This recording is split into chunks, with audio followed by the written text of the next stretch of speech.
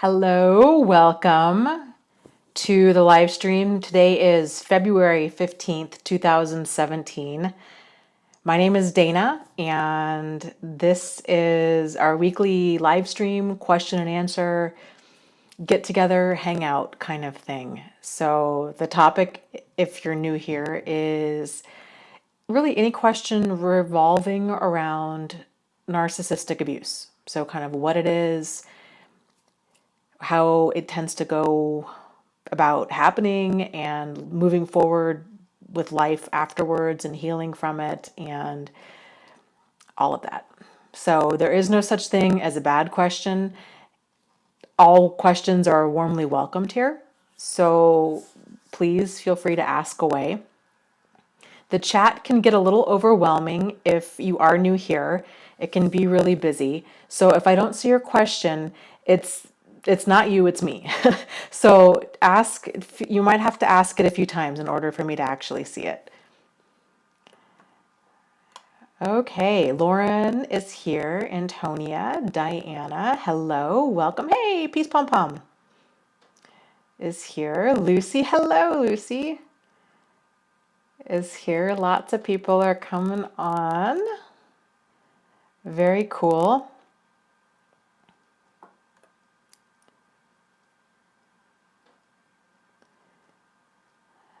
So Helene has got a question right out of the gate. So hold on just a second. Let me do a quick kind of recap because there's some cool things I wanted to make sure I mention before I forget. So, okay, first thing, I'm curious to know how everybody did for Valentine's Day. That's a really tough holiday for a lot of people out there. So, how did it go for you? And were you able to give yourself some self-love and be a good Valentine to yourself? And then the two other things I have for you. So I I launched my podcast, which is very exciting. I did it by accident. I the learning curve. So yes, if you've seen things floating around on my Facebook homepage and my website and all of that, that's why that's why it's kind of just so haphazard because it wasn't intentional. There's this whole process to it, and I was thinking if I published it in one area, like it wouldn't be seen because it wasn't published through iTunes. But then it came out that it actually did publish and people were actually listening to episodes of it without me realizing that they could even like see it, let alone listen to it. So I've been kind of in this mad scramble to get everything up and going. But long story short, the podcast is happening, which is super exciting. And I got the notification from iTunes yesterday night that they approved it. And so it's a go. And that's really super exciting. The name of the podcast is Thrive After Abuse, like everything else that I do. And it's going to be like the first probably 15 to 20 episodes of it are going to be like what I feel is the most maybe like frequently requested content, like topics for videos, topics for blog posts, topics for questions people tend to have. So I'm trying to put like the main stuff up front so you guys can access it. You know, I can point people to it. So it actually, now that I'm saying it out loud, it's probably going to be a lot more than like the first, I don't know. I'm going to try to pare it down and keep it to maybe like the first 20 or 30 videos. There's quite a few videos that I want to get up that have to do with, or not videos, podcasts that I want to get up that have to do with definitions of terms. So there's just a lot of information. And I know that trying to go through all of my videos, it's really overwhelming because there's a lot of videos. And I don't, that's something else I need to sit down and kind of think about how to better organize so people know where to start with all of this. So let's see, that's that. And oh, I have a link. Shoot, that I knew I was forgetting something. Hold on just a second here. This is so cool. Let's see if I can find it. Oh, Dana. My emails are such a mess. This is such a nightmare.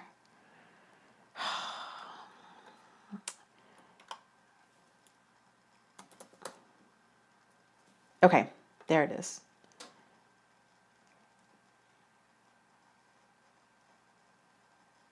So I was approached, I don't know, like a week or so ago. There's a guy, his name is Anthony. Anthony, I think he's open with his name. Actually, I'm not going to say his last name just in case he's not. But Anthony, and he is a rapper, and he contacted me about wanting to sample part of my video about female narcissists and like mixing it up. So it was super cool. He sent me the clip. His album was released, I believe it was yesterday.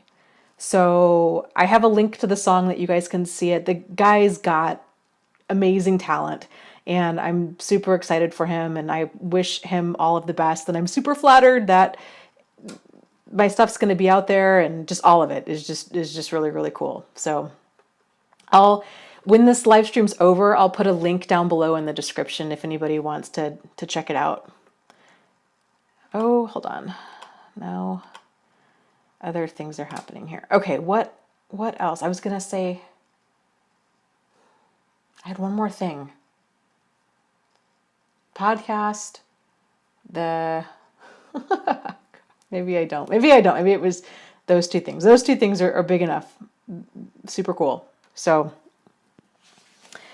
and yeah. Okay, so jumping into it. So, Helene, question. Asks, Dana, what would you say about a victim threatening to date other people or leave? I know narcissists tend to do this to their victims, but I have done this a few times as well. Thoughts?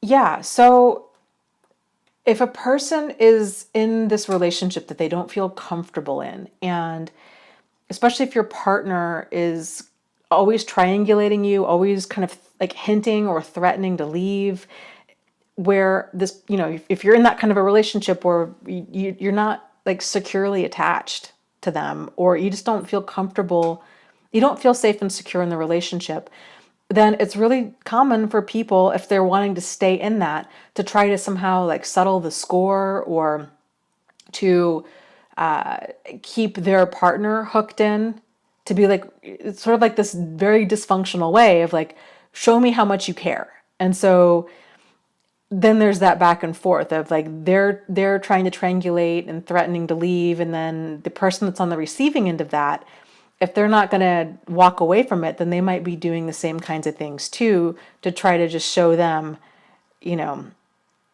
this is a very passive aggressive type thing. And passive aggressive behavior like this really goes hand in hand with people that don't want to leave a relationship.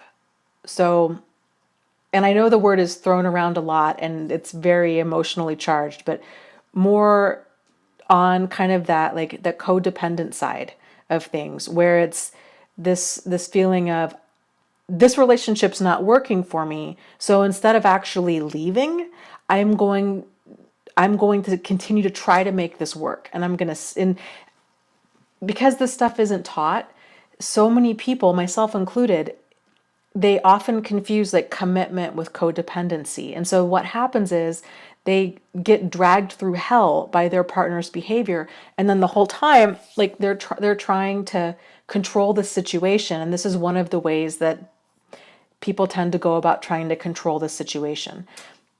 So threatening to leave, yelling, screaming, maybe even having affairs of their own, drinking, numbing out in whatever way, making a bunch of threats, kind of all bark and no bite, right? So they're like threatening and they're doing all of these things. And what's the difference between, I'm going to lump that kind of behavior because it's more reactive, like that quote unquote codependent kind of behavior. There's a term called reactive abuse. And it's when you have an abusive person, and for those, I don't know what's going on in the chat right now. I know that concept, the word codependency can feel very re-victimizing to people. I'm using the word because we don't have like a better word for that concept. So please just look at it as a pointer to what I'm trying to say. If the word doesn't resonate with you, just throw the word away, but hold on to what helps, let the rest go, is what I'm trying to say. So, okay, back to the concept of reactive abuse. So when you have an abusive person who's being abusive, oftentimes their partner, that target of abuse, takes it and they take it and they take it and they take it. And during all of that, all of this resentment is building up and it's building up and it starts just kind of seeping out of every pore.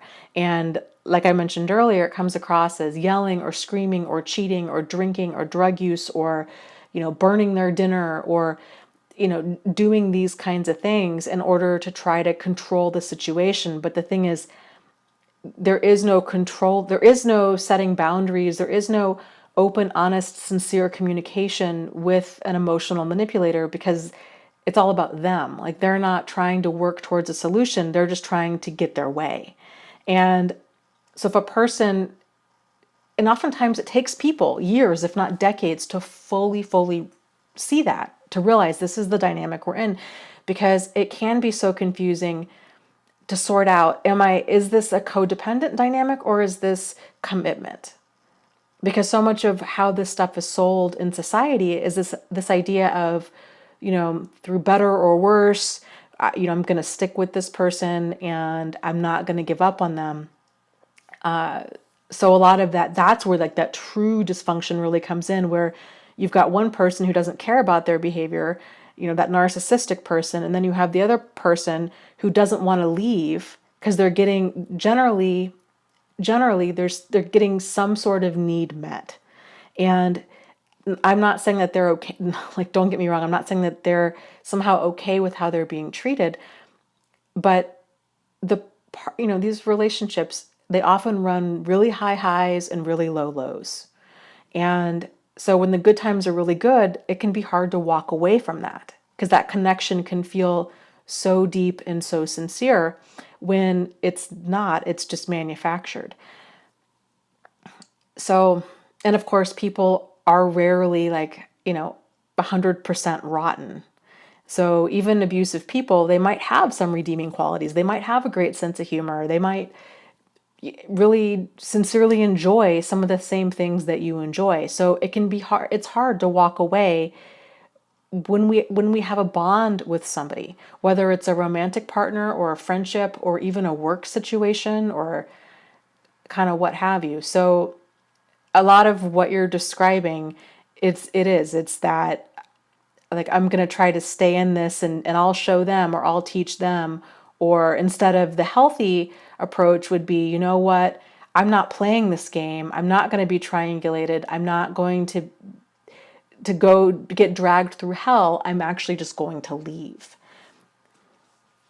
So I think I know I've mentioned this before. When I was talking to,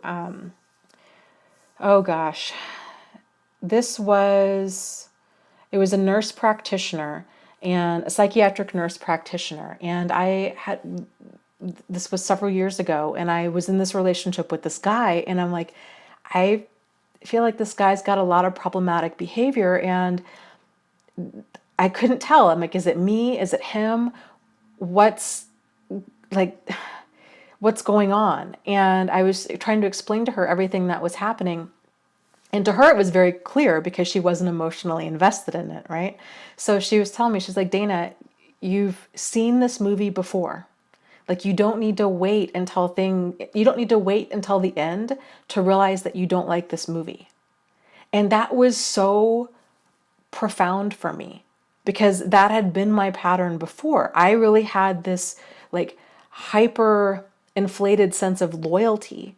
And so I would stay in a situation until things got so bad that I could no longer stay in there. It never dawned on me, you can leave. Like these red flags, if it's a tense, anxious, upsetting dynamic where there's just drama and dysfunction, like, you don't have to wait until they leave you, or you don't have to wait until they do enough things that are so bad that you can leave. Like, the signs, the patterns, like, you can get up and you can leave now. And that was a big aha moment for me. And I think that's probably a big aha moment for probably a lot of people out there that are in these relationships, because I think it's that whole malignant optimism, right? Like, we just think we see the highest and greatest good in other people, and we think that kind of given enough time or understanding or love or rehab or religion, or therapy or what have you, that this person will eventually change. And it doesn't work that way, because they're not looking to change. They're looking to just do whatever they want to do. So I hope that kind of answers your question in a roundabout way.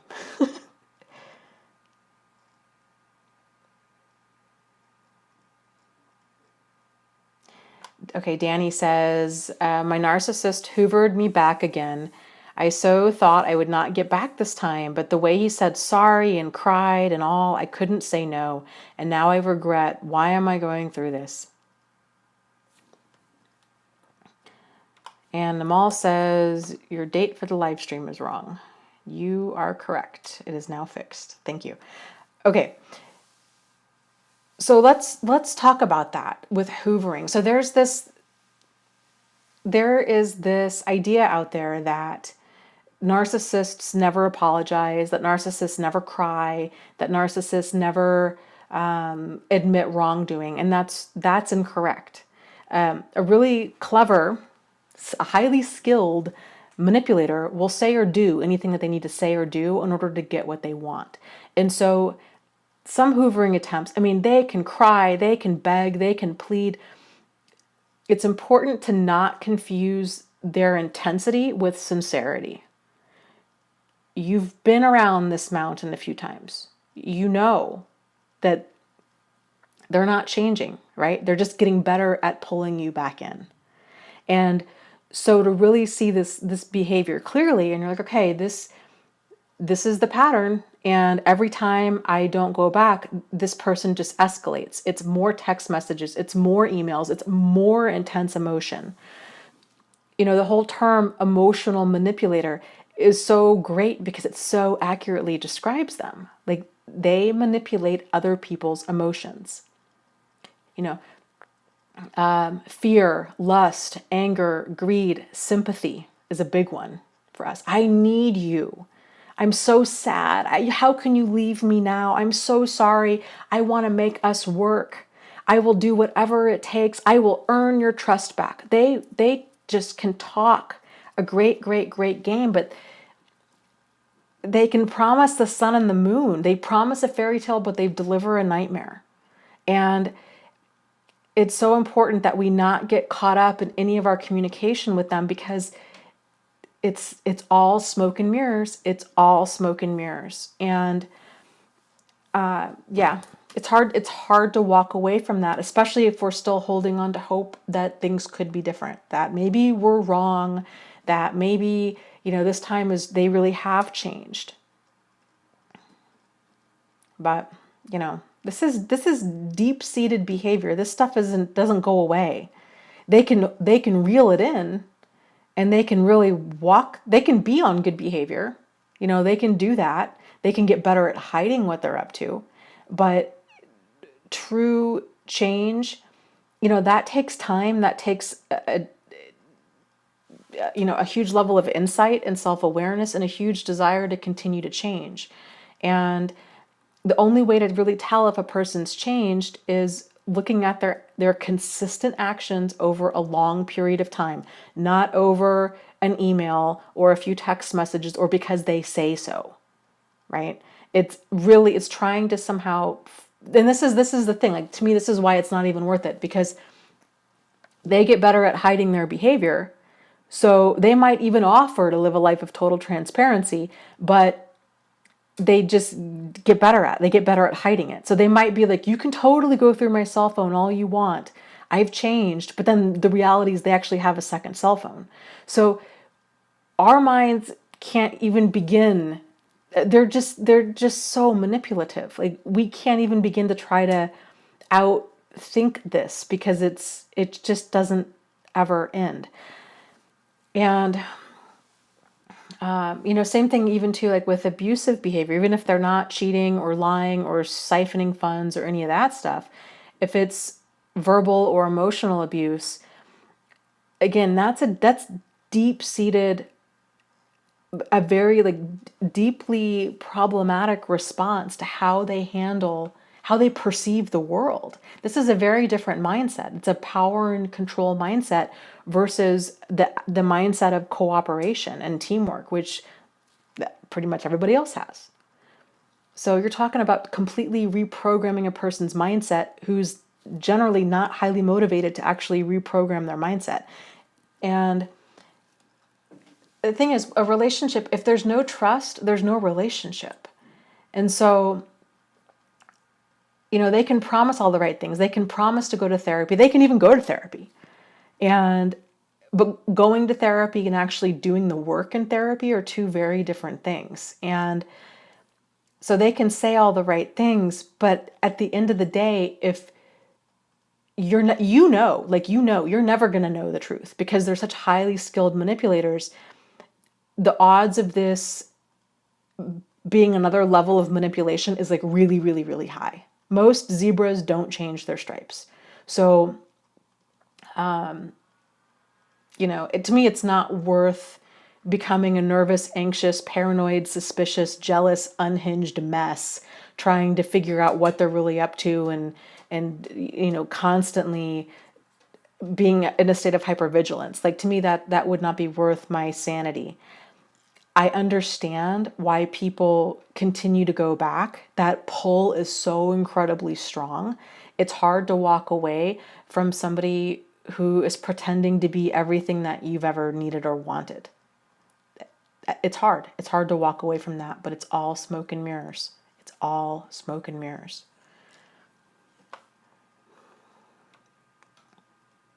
And too, let me just add to that.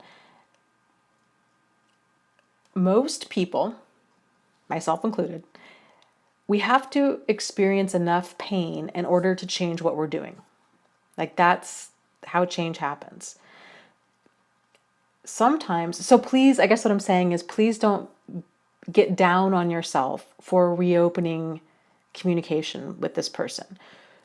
Because sometimes we have to just experience that pain one more time to realize this is not for me. Like, I can't do this. Like, this is a trip to crazy town. I can't handle all of the highs and the lows and the drama and the dysfunction and the triangulation and the pot stirring and the lies and the nonsense and the yelling and the silent treatment and all of it. Like, I can't, I'm done. Like, I'm done.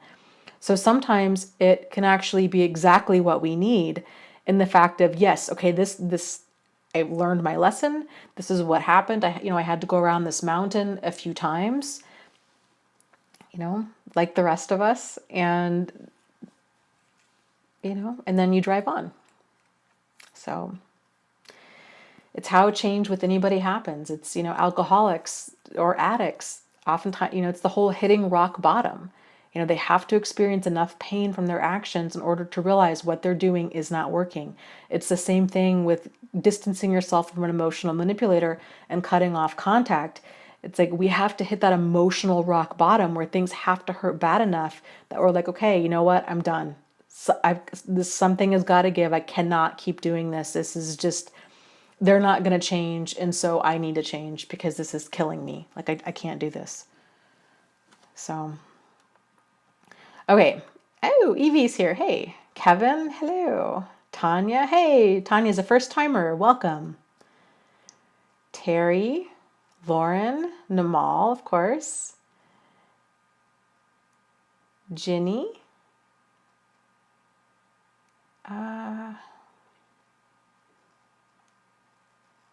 Quentin says, hey Dana, you're awesome. Thanks, man. My question is, how do you deal with the jealousy in the moment when you see your ex-narcissist with another lover? I really struggle with this. I don't want to be jealous. I've been divorced a year. Well, A year is not that long of a period of time. And for one, and then for two, it's normal. It's normal to have those feelings of jealousy, especially if you were in this really intense, emotionally volatile relationship where, I don't know how things ended, but if she ended up leaving or cheating or doing whatever, and there's a lot of, kind of these unresolved feelings there for you, it's very normal. Plus, it's just normal anyhow. Like, even if she wasn't a narcissist, even if your relationship ended on fantastic terms, it's normal. It's normal to have those feelings of jealousy when you see somebody that you at one point really cared about with somebody new. So you can't fix normal, and all any of us can do is just to try to kind of weather that storm. And so I would encourage you, because here's the cool thing about emotions, even painful emotions like jealousy or anger or fear, is they all are designed to bring us a message. Like, that's the purpose of our emotions. It's feedback. It's constant feedback from our environment. And so if you're experiencing these kinds of emotions, sort of like the saying goes, we're rarely upset for the reasons that we think. And so to kind of sit with that and think, okay, why am I jealous? Are you jealous because she's moved on? Or do you have somebody in your life? Is the jealousy mirroring back to you something that you don't have in your own life? Or, is it mirroring back to you the pain of how things ended in that relationship? Generally these emotions, they're triggered by like surface things. But like I said, even that emotion's very normal and reasonable response to seeing that. But to go a few levels deeper and see what else could this emotion possibly be trying to get my attention, and what other message could it possibly have for me. And that's where things get really interesting. It can be really hard to do, especially when you're trying to sit with intensely painful emotions, because they're painful. Sort of like sitting there and holding on to a hot coal, like it's painful. If you can practice sitting with these different emotions and replacing like your judgment of the emotions with curiosity. So instead of getting so down on yourself and being like, oh, it's been a year and I should have moved on and what's wrong with me and I have all, you're getting so upset, all of that like inner, your inner critic is coming out and being really harsh, to try to silence that and sit with that feeling and bring curiosity in its place and like, okay, this is a really interesting emotion. Why am I feeling this way? And then try to kind of think of like, well, maybe what are some other reasons I could be feeling this way too? And you'll know. It's sort of like touching a bruise. If a bruise is faded or whatever on your arm, and you're like, well, I can't really see where this bruise is, right? And you're like, I think it's here. And like once you touch it, you're like, yeah, there it is. Like it's because it registers as like a deeper pain than whatever else is around it. And so it's the same with kind of exploring painful emotions too. Once you really hit that nerve, you hit that nerve and it's like, yeah, pain. But if you can kind of sit with that and work through it and examine that, that's where the power comes from. And that's where I think, the self-awareness and working through all of these emotions, where all of this kind of comes together, if that makes sense.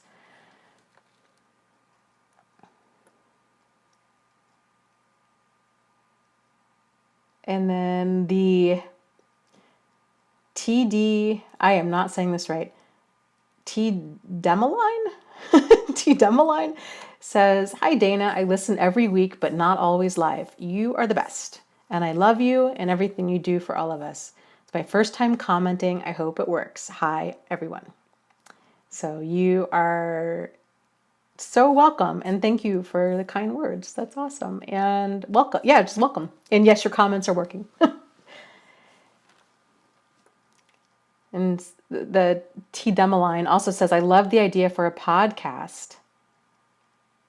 Yeah, I'm super excited about it as well. And oh, the learning curve. I've only been at this for podcasting like 2 days.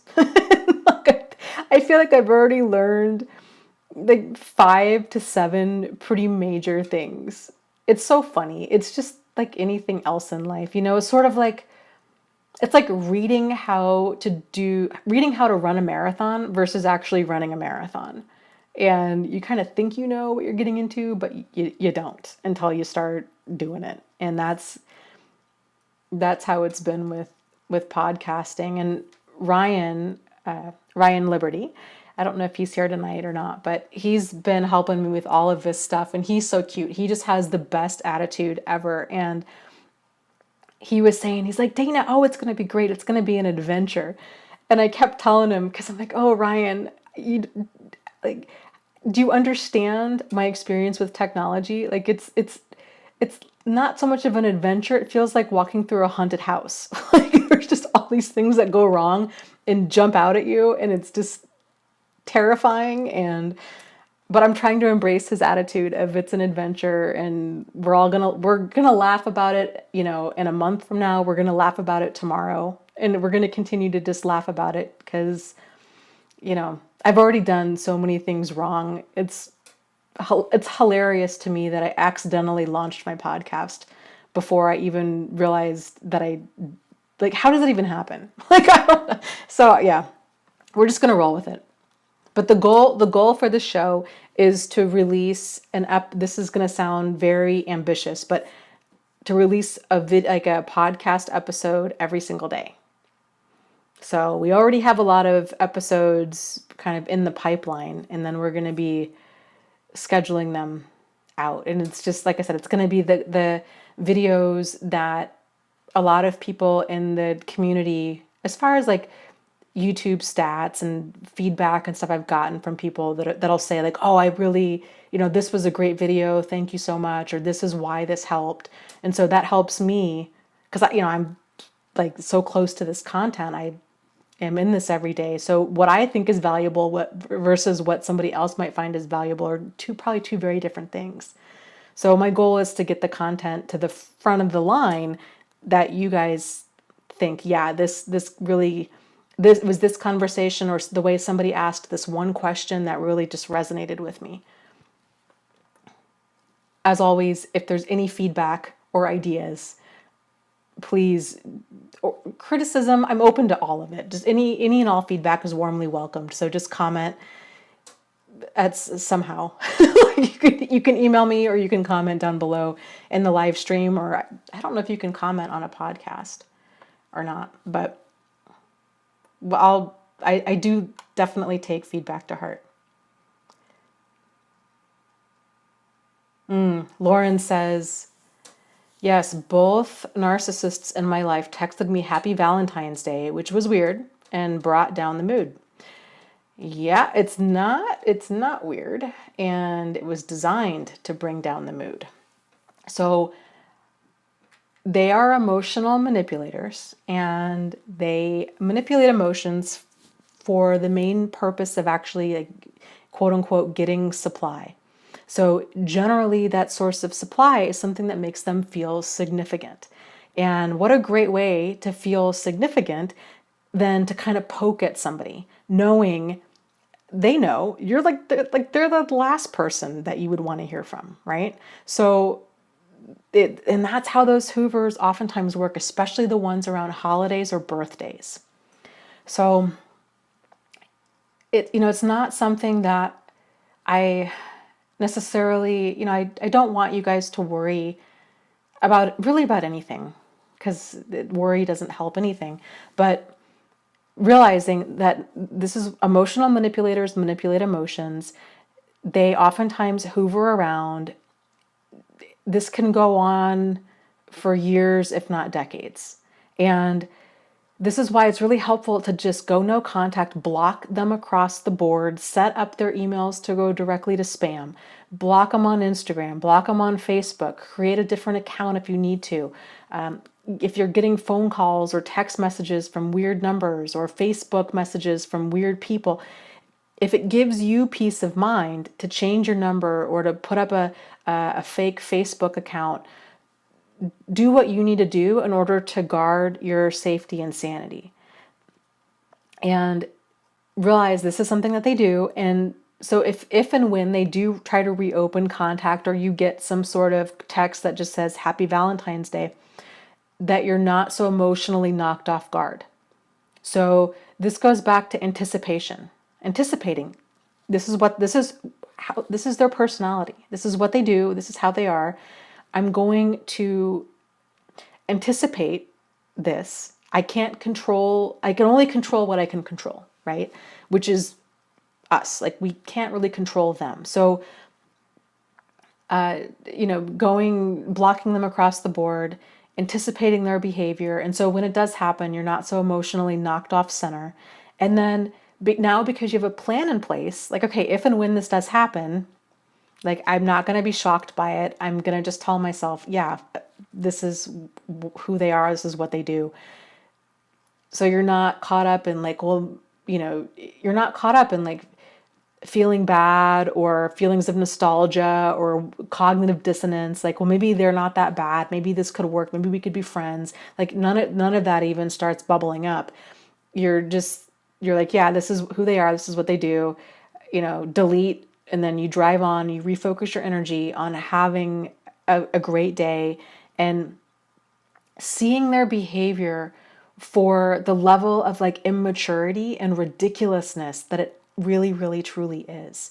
And so when you can see this, you're like, this is like dealing with a child in an adult body. And when you can see it as that, if and when they do resurface, to try to kind of like reframe it to yourself where you're like, yeah, I'm so glad that I don't have this person in my life because this is such nonsense. And to try to like make it work for you. So to kind of put a spin on it of it's so ridiculous. And I'm so appreciative of the people in my life that don't act like this. And shift your energy and your focus onto something that nourishes you and builds you up.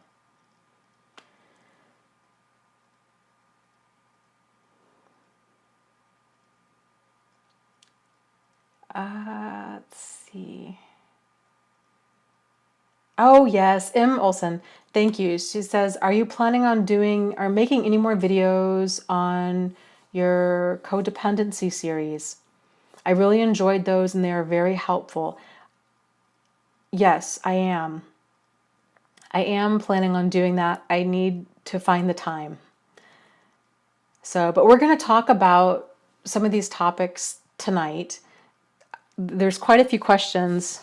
I have like 12 pages of questions that pretty much all have to do with that word codependent. It's, it resonates with some people and it just re-victimizes others. And I just like to look at it as alignment. So there's a lot of questions tonight that we're going to talk more about, like finding your center, like getting realigned with your authentic self, because this is what all of this is about. So hopefully we'll be able to have some of these discussions tonight. But yes, I do plan on making some more of those videos. Carrie asks, hi, I found naked pictures of my ex-girlfriend from high school in his email. He claims that since they were good friends, that I was crazy for seeing this as cheating. Is this gaslighting? Wait, I'm confused. I guess it depends how old your ex is. Like, are we talking, this is his girlfriend from high school, and high school was like last year or 2 years ago? Or if these were recent naked pictures that you found. If they're recent naked pictures that you found that she sent him when she wasn't dating him, then no. Like you're not crazy. And good friends don't good friends don't try to sleep with each other. Good friends don't send each other naked pictures of each other. Good friends don't flirt with each other. That's not a friend. That's in case I'm lonely or bored or horny, break glass kind of a situation. And that's a totally, like, that's not even friends with, I don't even know what you would call that. I mean, that's just, yeah. And in case of emergency, break glass kind of a friendship. And plan B kind of a thing. And it's highly problematic. And yeah, it would make anybody feel not okay with that, because it's not okay. I don't have men in my life that I think, oh, these are my guy friends and they send me naked pictures every now and again. Like, no, people don't do that. So those kinds of situations, let me answer your question. So is this gaslighting? Yes, it is gaslighting. So saying gaslighting is when there's one thing that's going on, but then a person denies the reality of a situation and tells you, oh, it's another thing. So that they'll oftentimes like spin it back around and say, that's, if you're like, this phone case is, blue or seafoam green. And if you say, hey, this phone case is seafoam green, and they're like, no, it's not, you're crazy, that phone case is pink. It's that kind of a thing. So you're like, this is what I saw, like nude pictures from this woman that you're claiming is just a friend. And you're telling me that I'm nuts because she's just a friend. Like, friends don't send nude pictures of themselves to each other. So no, you're not crazy. He got busted and didn't want to own up to it. And so he had to spin it back around and make it seem like you're the one with the problem. That's what they do.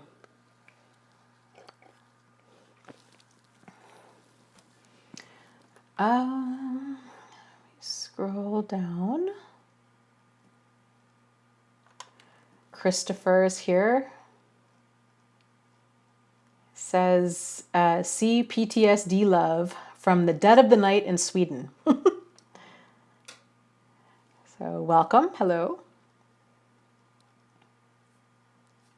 Okay. Hayden ICM says, Dana, could you talk about the point of no point arguments and the crazy circles narcissists can drive their target nuts with? I watched the podcast from some time ago and that really helped me. So yeah, those crazy circular conversations that go nowhere. This is what happens when you're dealing with somebody who's not being logical. And so it's basically a bunch of like logical fallacies that they're throwing out. So they're saying, no, they can never be wrong. And so what you're seeing is a person who's doing this like kind of tap dancing. So they're trying, because they can't be wrong, but they are wrong, that they keep continuing to fight for their lies. And that's where these circular conversations are coming from. That's because they think that well, I don't know if they always think this way, but in their mind, they feel justified in whatever that they say is the truth, even if it's not the truth. So they get really angry, like, how dare you, they question me. If I said that this phone case is seafoam green, or if I say this phone case is pink, it's pink. Never mind the fact that it's not. Never mind the fact that it's seafoam green. Like the real reality is just details from them. So that's where it's so crazy making, because you're like, this is not how this works at all. Like, this is not, your ex is sending you naked pictures of herself. Why are you telling me that I'm the one with the problem? Like, this is inappropriate. You would ask yourself, how would they react if you did the same, right? If your ex was sending you naked pictures and you said that he was just a friend, they'd go through the roof because they know that it's not okay. And so yeah, these circular conversations, they're designed to provoke, they're designed to bait a person into an argument, they're designed to get power and control over their target. and they're designed to be crazy making. It's their like just kind of sad way of trying to feel smug and superior. You know, can I start a fight with this person? Can I provoke these emotions of like anger or jealousy that would make anybody, any normal, reasonable human being have anger or jealousy? Can I continue to provoke these emotions until I actually get a response? And then when you do get a response, or when you give a response, then they spin it back around and they're like, no, no, you're crazy, you're paranoid, you're jealous, you're too emotional, you're too sensitive, you're all of these things. And they've won, right? And oftentimes, well, at least in their mind, they've won. I mean, it's like, it's so immature and ridiculous. It's like, but it's just their way. It's their way of trying to feed their bottomless pit of an ego. And yeah, it's exhausting. I mean, Donald Trump, I mean, that's the upside to seriously all of this, and not to get into politics too much, but there's so much material. Like there's so much material because this is the circular conversations when you're saying things are like alternate facts. Yeah, alternate facts are called lies. Like, so there's no accountability there, you know, and they become more and more immature if they feel attacked at all. And so some of the circular really a lot of, I think, what the basis is for these circular conversations is if they don't want to admit the truth.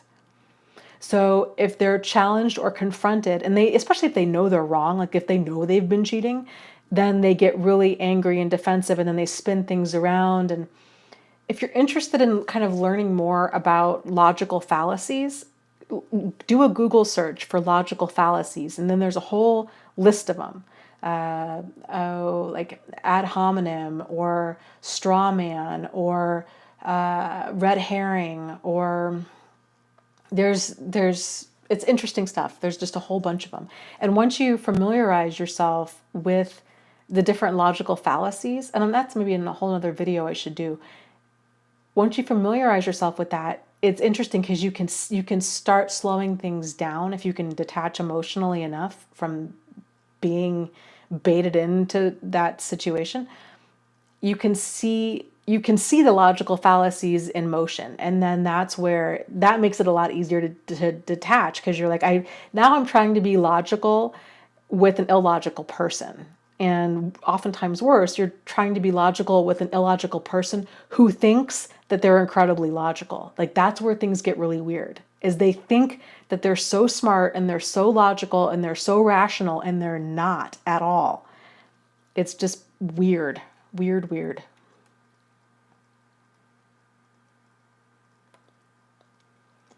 So Jenny says, I've turned friends onto your videos, the red flag series.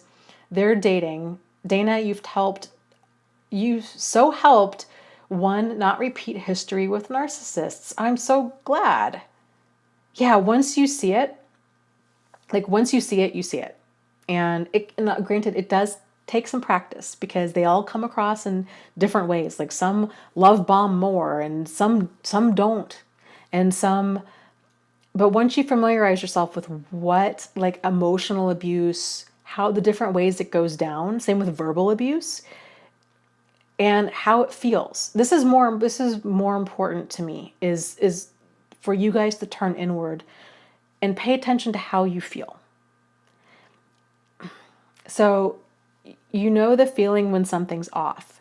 And so once you really get back into alignment with that, and you're like, something feels off, it's about slowing things down enough and taking whatever action you need to take in order to not feel those kind of like concern or questioning or those types of emotions. It's where you can slow down enough you can actually examine them and take appropriate action.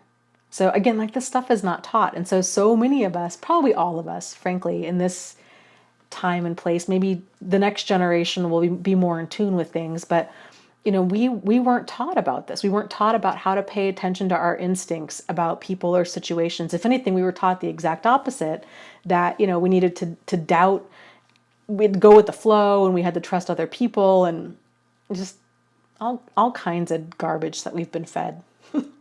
But the reality is, you know best what is right, and what is nourishing and what is draining for you.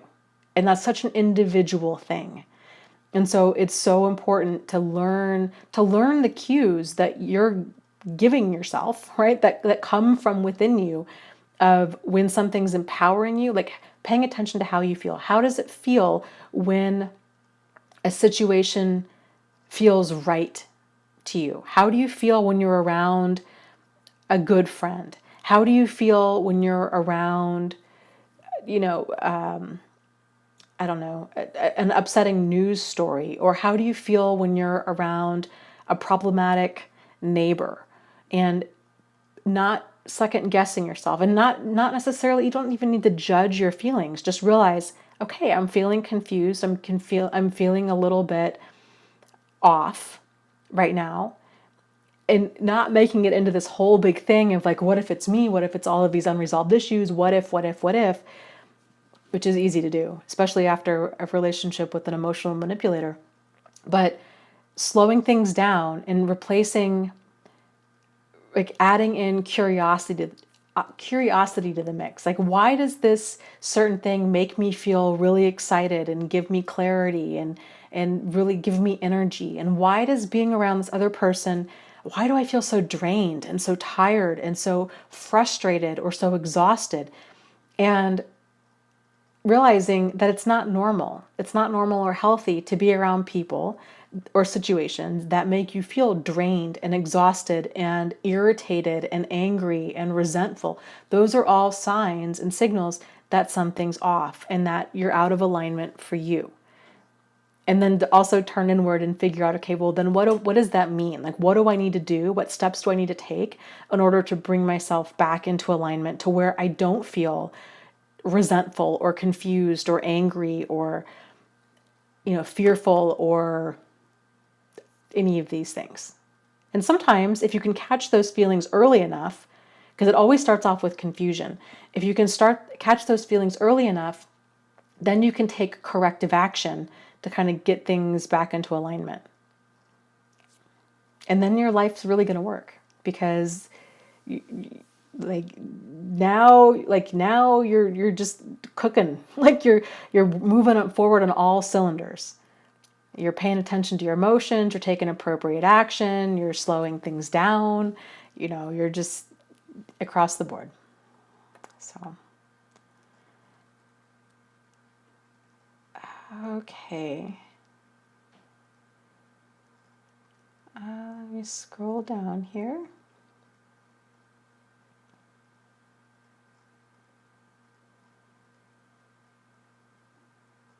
Yeah. Brenda is saying, is it codependency or is it wanting the best for them? But then again, you can lead a horse to water, but you can't teach him how to drink. Yes. And that's what's so hard, right? It's so hard because let's just change the dynamic. Instead of a significant other, like a spouse or a boyfriend or a girlfriend, change the dynamic to a parent and a child, or even a sibling to a sibling.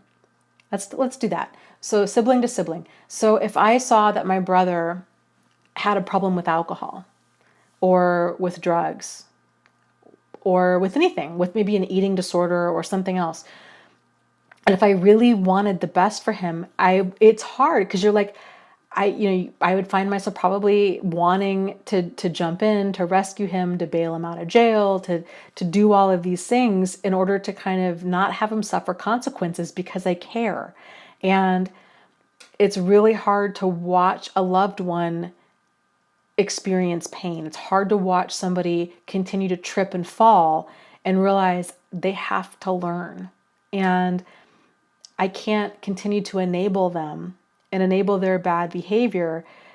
I have to keep my distance and give them love and support and encourage them to do the healthiest thing for them, and not continue to bail them out. So, it's hard because it feels very loving. It feels very loving to be like, well, I just really want to micromanage this person. I want to continue to try to drag that horse to water.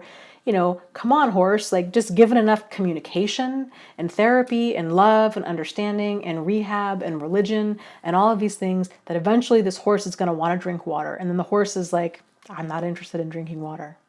And the whole time they've been pretending to be interested in drinking water, but they're not. Like, it's just, the level of manipulation is so high. And these people, these types of emotional manipulators, if anybody is even slightly out of alignment with themselves, which again, most people are, because this stuff is not taught, and it's like, it's really easy to get pulled way out of alignment because that's what they do. Like, they're really, really good at manipulating emotions. So if a person is just a little bit out of alignment, then they can just exploit those vulnerabilities big time. So it's so important that, and because we're all human, we're all going to have vulnerabilities, and they're not something that we would even really want to get rid of, because it's what, in many ways, it's what connects us to other people. It's, here's my pain, here's my struggle, right? And then other people are like, really, you too? Like, here's my pain, here's my struggle. It's that vulnerability that can oftentimes lead to sincere and true intimacy. But unfortunately, that vulnerability can also be easily exploited in the hands of the wrong person. So, and we're going to have different vulnerabilities throughout our life. This is something that I was going to mention a little bit later, but I'll mention it now. So people talk, these relationships are often referred to as that they they showcase a person's childhood wounds. And in part, like, that's the vulnerabilities that they exploit. That probably is oftentimes true, especially if you have like me, if you have a pattern of befriending or dating emotional manipulators, like, more often than not. Like, if you can look back on your life and you're like, you know what, it seems like I have a disproportionate amount of significant relationships in my life that have been with highly problematic people. If that's the case, then stemming back to, like, probably middle school or earlier, odds are that is unresolved childhood wounds kind of stuff. But a person can have a great childhood. They can have an ideal Norman Rockwell childhood and still get tangled up with an emotional manipulator down the road. And again, I really feel like it's because this stuff is not taught. So if a person, most people go through life thinking that other people are like them. So if you're kind and you're good and you're honest and on the level, you're going to assume that other people are too. And it oftentimes takes coming across a handful or a dozen or more really problematic people in situations and relationships to really get that point across that people are not like you. Everybody's their own person. And so if a person encounters an emotional manipulator later on in their life, and let's say they had a fantastic childhood, odds are it was because that emotional manipulator was able to assess the vulnerabilities that person might have had at that point in their life and then exploit them. So some examples of vulnerabilities might be if a person is recently widowed, right? Or they're a widower. Or if they just went through a bankruptcy and now they're scared, right? They're scared that they might lose their house or they have no money. And they're kind of in this emotional scramble. If a person maybe is new to town and they don't know anybody, and here comes this really charming, likable stranger who is making them feel like, oh yeah, I finally met this really great person. And then next thing they know, a few weeks or a month down the road, things have become really problematic. So it's so important that these conversations are had, And unfortunately too, a big part of this kind of abusive behavior, it thrives on isolation and it thrives on confusion. So when people, and those are like two elements that are super present, right? In these kinds of situations, which makes it all the harder to actually combat this. Because when people go through it, they often feel like it's just them, or they have a lot of like shame or guilt or embarrassment about what they went through and they don't want to talk to other people about it. Or if they tried talking to other people about it and they were met with, oh, well, you should be so glad that person's gone. And they weren't feeling their pain wasn't acknowledged, then that makes a person shut down, understandably so. Because then they think, oh, well, what something must really be wrong with me because yeah, I should be happy this person went away. Like they were horrible, but I'm confused because I still have feelings and I'm not really sure what I encountered and was it them or was it me?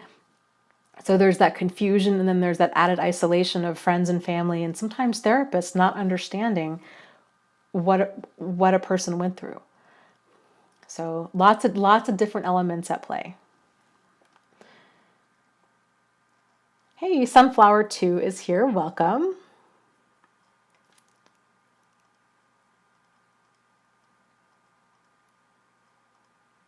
Yeah, David says, and that's the one thing I hate most about narcissists is that when they try to make you prove how much you love them, and then they'll take full advantage of it to exploit you. Yes.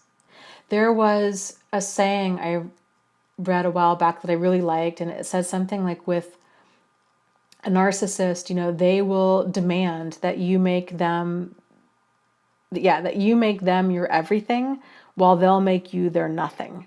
And that's exactly what it is. It's just kind of this empty bucket where you can give and give and give and give and it's like there's a hole in that bucket for them and it's just never enough. And in large part it's because we all have these different buckets, right, that we're carrying around through life. The bucket of, physical needs, the bucket of emotional needs, and then the bucket of stability and security.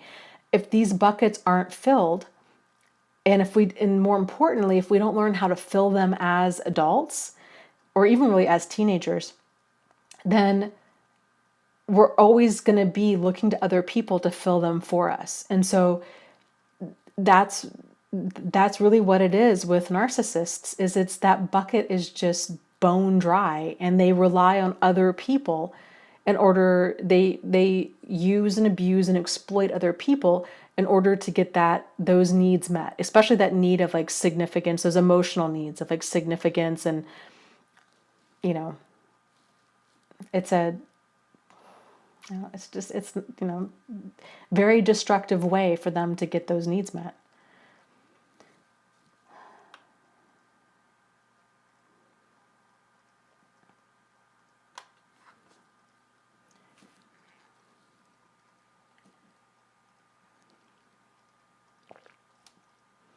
Okay, 2 questions here. AJ says, hi Dana, I have family court next week. My narcissistic ex has applied for contact with my 3-year-old son.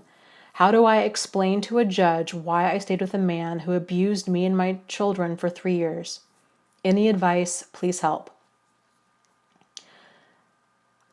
So if I were you, I don't know how much of this like you have documented or how much the judge already knows or the attorney already knows.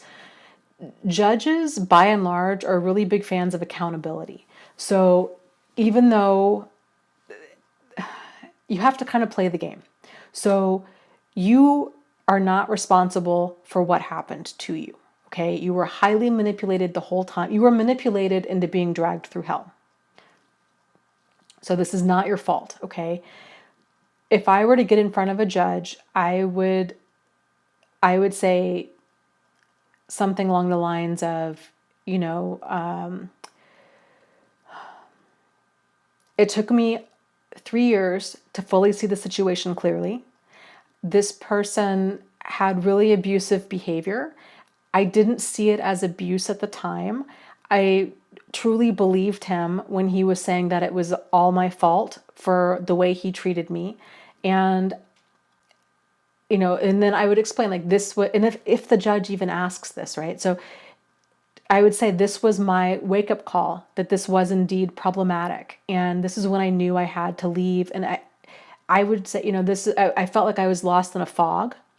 And it was a very confusing time for me, because he kept saying everything was all my fault. And I had never, again, like, I don't know your full situation, but if you've never been tangled up with somebody like that before, saying like, I hadn't gone through this before, and I wasn't like, I just got really spun around, and I didn't know which end was up, and I didn't know if the problem was him or if it was me, and if it was me, then what my part was in things and what I could possibly do to try to fix my relationship with him. And then I finally realized that it wasn't, our issues weren't based on communication.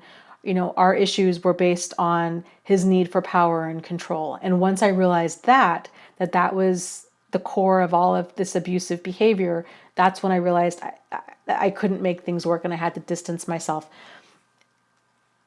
So if you can come across as that you are, cool, calm, and collected, that you see that this was a problem, that you don't want your children around this anymore, that whatever his behavior is, if he's dangerous and destructive, if you have some sort of, documentation of this of any kind, to really make it as solid of a case as you possibly can, to where it doesn't come down to he said, she said, because they do such a great job at playing the victim and projecting and right? Like spinning things around and making it to seem like you're the manipulative one, you're the abusive one, you're the bad parent, they're the victim in all of this. So anticipating, always, always, always, with I think everything in life, the more we can anticipate the situation, not only what we're walking into, but what they're probably going to be doing, and then how we're probably going to be feeling. So if these are some hot points for me, like this is what they're probably going to focus on, so you can prepare yourself emotionally for that if and when it does happen.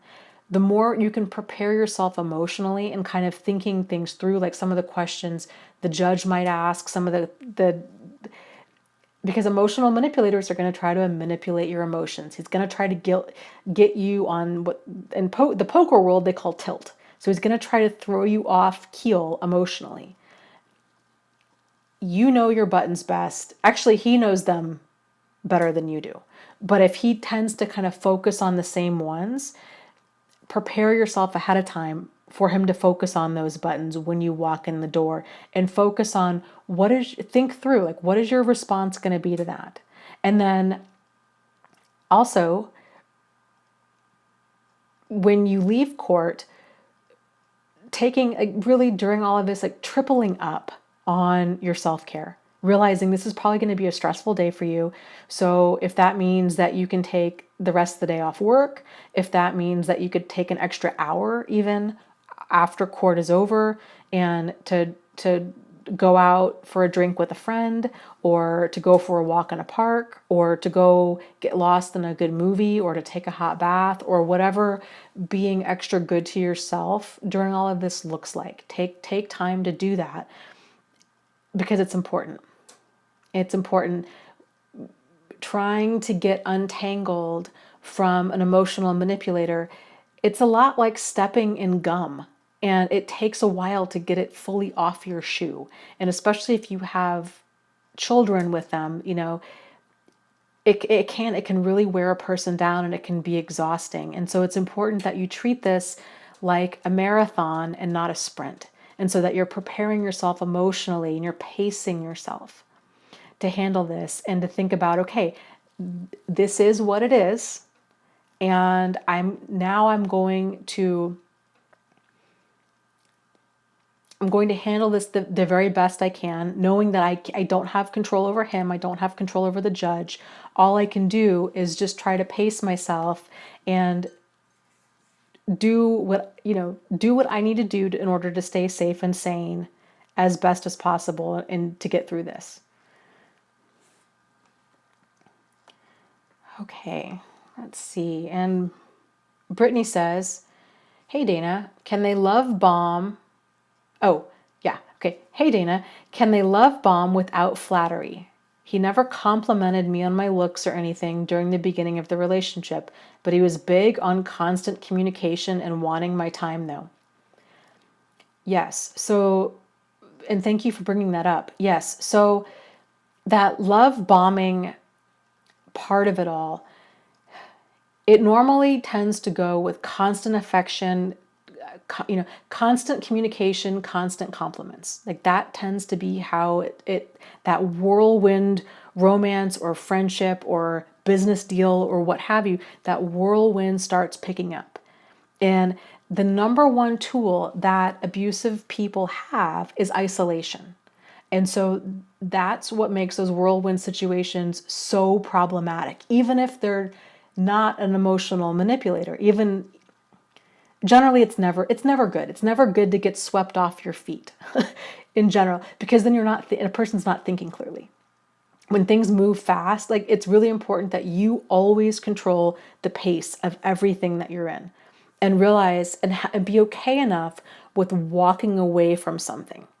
If it doesn't match the pace that you're okay with moving in, then you walk away, realizing that, boyfriends or girlfriends or friends or business dealings or what have you, they're like buses. Another one will come along every half hour. Like there's a lot of them. So it's important for us to have that attitude of abundance instead of trying to make a problematic situation work, or instead of trying to deny that a problematic situation's problematic because we have that attitude of scarcity, thinking I better hop on this bus now because I don't know when another one's coming along. And of course, hindsight's always 2020. So I've gotten caught up in this stuff I can't even begin to tell you how many times. So it happens. But just for future reference, I'm just saying. But yes, so back to the whole thing with isolation. Constant communication is a form of isolation, because when you're talking to somebody else, right? If you're on the phone for hours a day and you're Skyping and you're FaceTiming and you're texting and you're on the phone, you're doing all of this, it's highly problematic, because when you're giving them so much of your time and attention, you're not giving other things in your life so much time and attention. Generally, the other things that bring value to your life, that make you you. So like your friends, your family, your hobbies, your work, like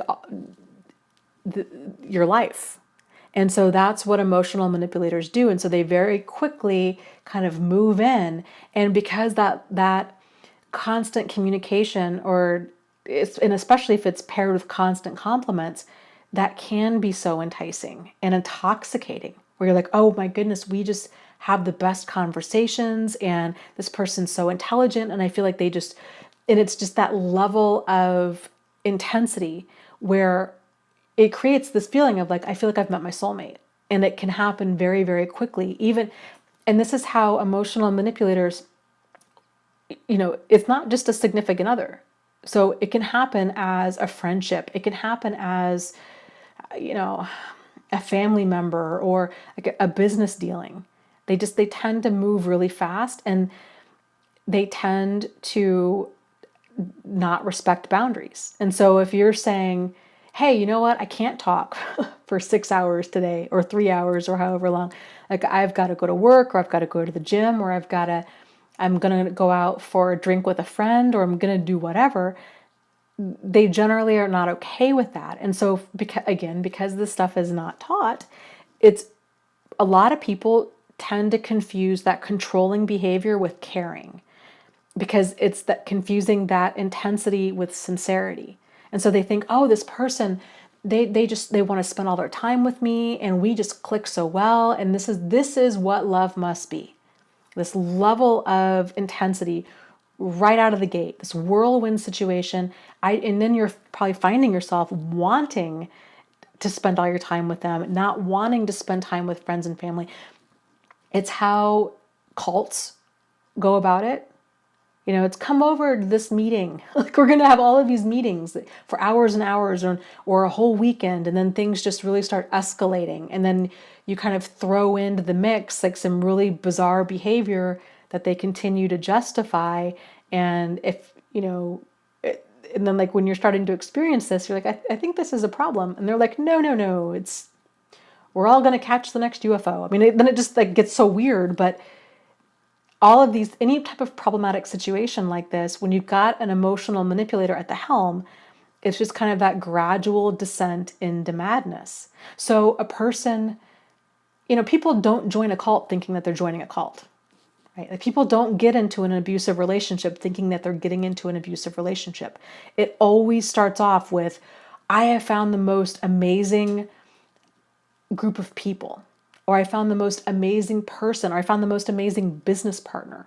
But it's that whirlwind element tends to be present in, I would say, like the vast majority of situations out there. But so yeah, it doesn't always have to be paired with compliments, although it often is, especially with online dating scams, and some emotional manipulators in general. But I think for more of the like cerebral type narcissists out there, their hook can really be good conversation. I mean, I've known a few of them. I was so sad to let them go because I'm like, I could have listened to them all night. I mean, I just really enjoyed everything that they had, all of their thoughts on the world. They were just very interesting. And,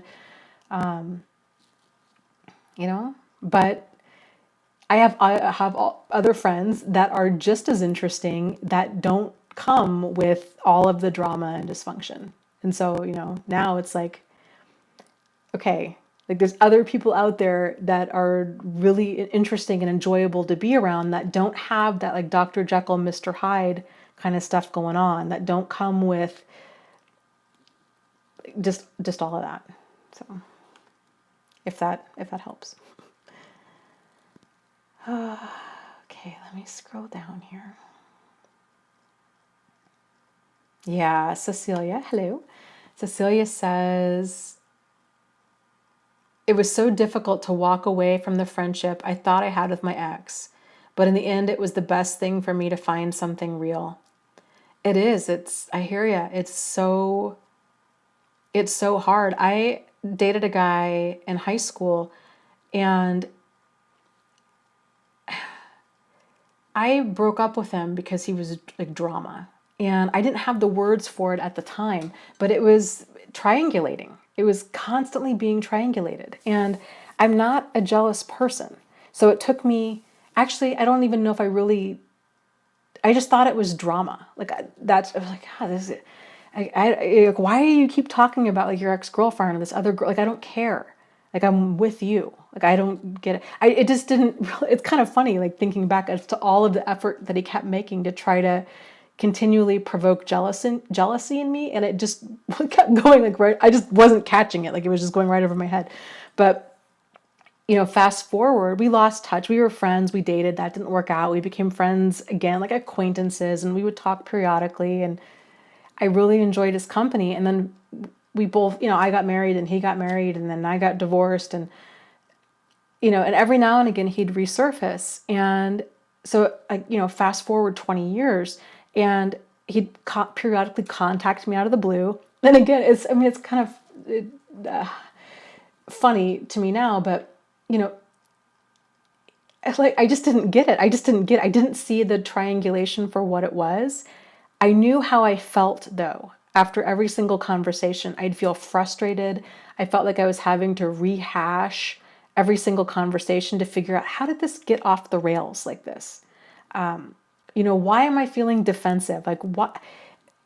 And then the last conversation we had, it was just the realization of, I don't feel like this around other people. It's just him.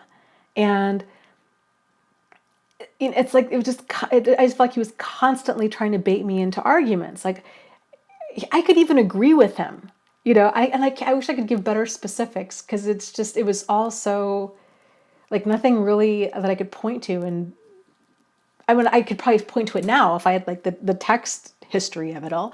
But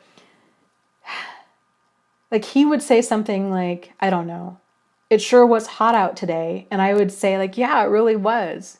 And then he would say, well, you know, it's not always hot. And I think the four seasons really have a lot of things about them that are good. And, you know, some people really have a problem with hot weather. It was weird. Like it would just get spun around to where I found myself like kind of having to defend my stance, even though I was agreeing with him. It just, finally, I'm like, I'm just done. Like, I don't even know. I don't even care if it's you or me. Like, I'm done. Like, I just can't handle it.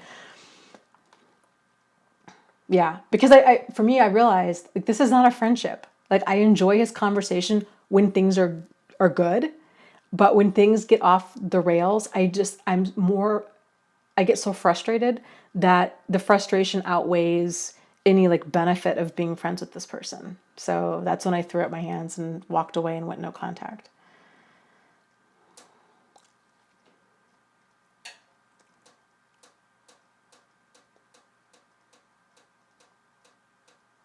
Sarah says, hi, Dana. My narcissist keeps contacting other women and blames his PTSD from being in the army as he needs the attention. All I get told is, you have nothing to worry about, and it continues. Well, it's highly problematic. You do have a lot to worry about. PTSD does not have anything to do with needing to get attention and validation from women. It has to do with unresolved trauma. So to me, it seems like a very well-played pity ploy to be like, well, you know, because really, like, how are you going to argue with that? I have PTSD from being in the army. So it kind of spins it around on you, right? Like, oh, what a jerk you are. Here you are talking to this army veteran who has PTSD and questioning what he does when he has served the country. And the reality is, no, these things have nothing to do with one another. And he's manipulating this and you and your emotions and trying to make you feel guilty and guilt and sympathy with that in order to let you continue being okay with him contacting other women. This is how emotional manipulators operate. And it doesn't matter. This is the thing. So if you're in a situation like that, and if you're continually trying to work towards a solution of, I just need enough proof, I just need to prove to him that it's problematic. He knows it's problematic. Like, he knows it's problematic. He doesn't want you to know that it's problematic because he doesn't want you to mention it. He doesn't want to be nagged about it. He wants to do what he wants to do, and he just wants you to deal with it. So he's saying whatever he feels he needs to say in order to get you off his back. That's a problem too, right? Because his behavior is problematic. And it's the way that he's handling it is problematic because there's no sincere acknowledgement of, yeah, maybe it's inappropriate for me to contact other women if we're in a relationship. So then it kind of boils down to you getting to the place where you're like, you know what, I'm going to quit trying to prove to him that his obviously problematic behavior is in fact problematic. And at what point in your mind are you like, you know what, this is a deal breaker and I'm done. Because this is how we get dragged through hell, is trying to convince ourselves that deal breaker behavior is in fact workable behavior. And it's not. So he's telling you it's not a problem. It is in fact a problem. I think anybody in their right mind would say, yeah, that's hands down a problem. You don't need to catch him in the act of, like physically cheating on you. What he's doing is highly problematic. The fact that he's not willing to even give you any reassurance and say, you know what, babe, this is why I'm doing this. Obviously this is a sign I need therapy. I need some help. I need to give you more, whatever. Like, he's not willing to actually work on it. He just wants you to get over it. And so across the board, it's a problem.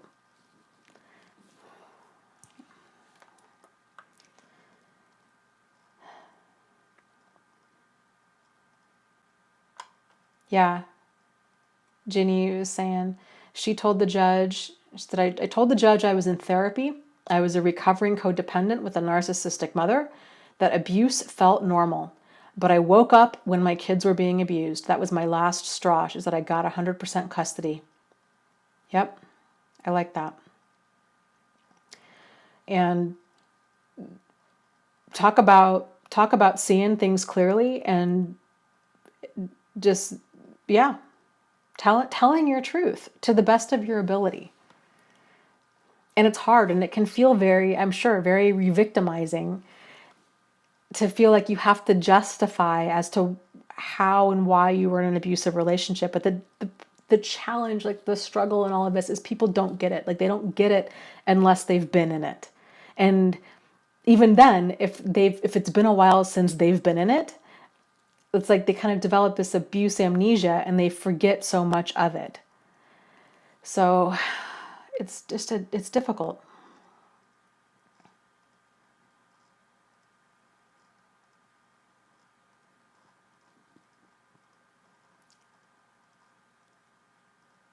CP says, my problem is I'm completely destroyed financially. Hence, it's very difficult to leave. Thank goodness no kids are involved.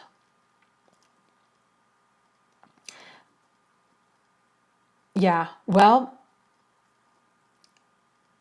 I would encourage you to ask yourself, okay, how much, to start kind of thinking this through, like how much would it take for you to leave? And then start getting creative. Okay, let's say you figure out, okay, I'm going to need first month's rent on a place and a deposit. I'm going to need, you can sleep on the floor with the blanket and the pillow.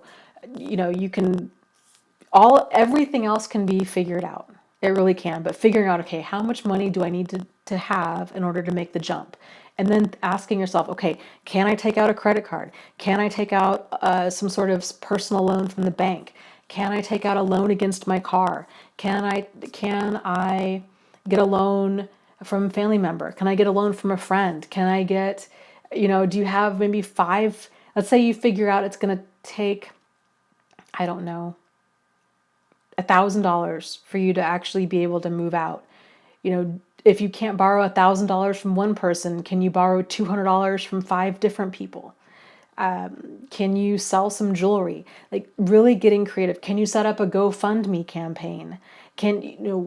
Like, what resources do you have? Can you contact a local domestic violence shelter and say, I'm trying to leave? Oftentimes they can help with rent, or they can help with possibly like a month worth of groceries or what have you. It's really thinking outside the box and then pooling as many resources as you can in order to do what you need to do in order to stay safe and sane. Is going into credit card debt or taking out a loan against your car or doing these things necessarily the best idea? In my opinion, yes, because your safety and sanity matter. And so even if you have to pay really high interest on something, even if, like, this extreme situations oftentimes require like extreme decisions and extreme actions. So I would do what you need to do in order to stay safe and sane, and then figure out the aftermath of it down the road. So, if you're completely destroyed financially, I don't know where you are in the United States, but if it's that bad, possibly bankruptcy might be an option. Oftentimes attorneys will do like a 30-minute consultation. So you can get, what I'm saying is there's multiple ways to work towards cleaning up what's gone on here.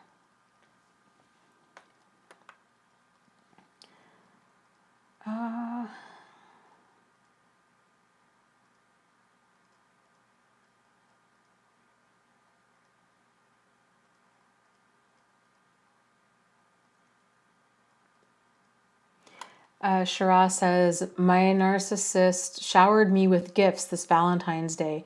He never gets me anything. He got me a gift card for a couples massage. He said that there will be wine and chocolate. It's confusing because I'm not allowed to drink. Well, I think narcissistic behavior is at the core confusing behavior. So, it might be, I'll just give him the benefit of the doubt, okay? I'm just going to play like devil's advocate here. It could be that if you got a gift certificate to this couple's massage, that it comes with chocolate and wine. Okay, if it doesn't just somehow come with that, it might be because he doesn't realize that you can't drink, because they don't pay attention oftentimes to details like that. So that could also be part of it too. And a lot of their behavior, it's designed to keep a person emotionally off kilter. So not having gifts and all of a sudden getting a gift is confusing. It throws a person off balance. You know, being really nice and then being really mean throws a person off balance. You know, it's that kind of stuff. Not hearing from them for a long period of time, and then you hear from them again, it can throw a person off balance.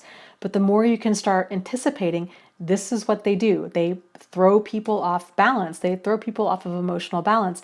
Then you can start preparing for it. So then when it does happen, you're like, oh, yes, I'm being thrown off balance. Like, of course I am, because this is what they do. And then it's not throwing you off balance anymore because you're anticipating it. Okay.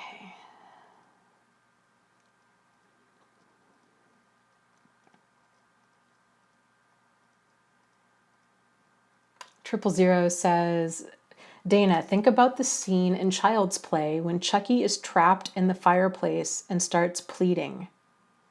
Oh, I vaguely remember that. I can't watch horror movies. I get scared and I stay scared. It's ridiculous.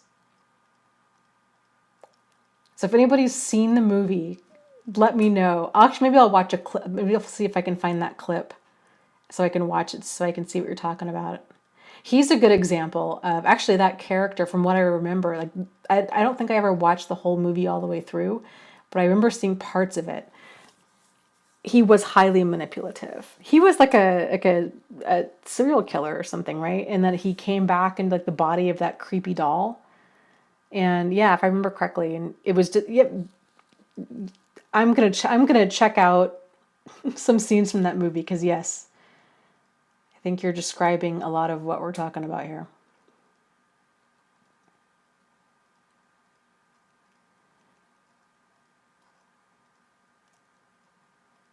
Okay, let's see.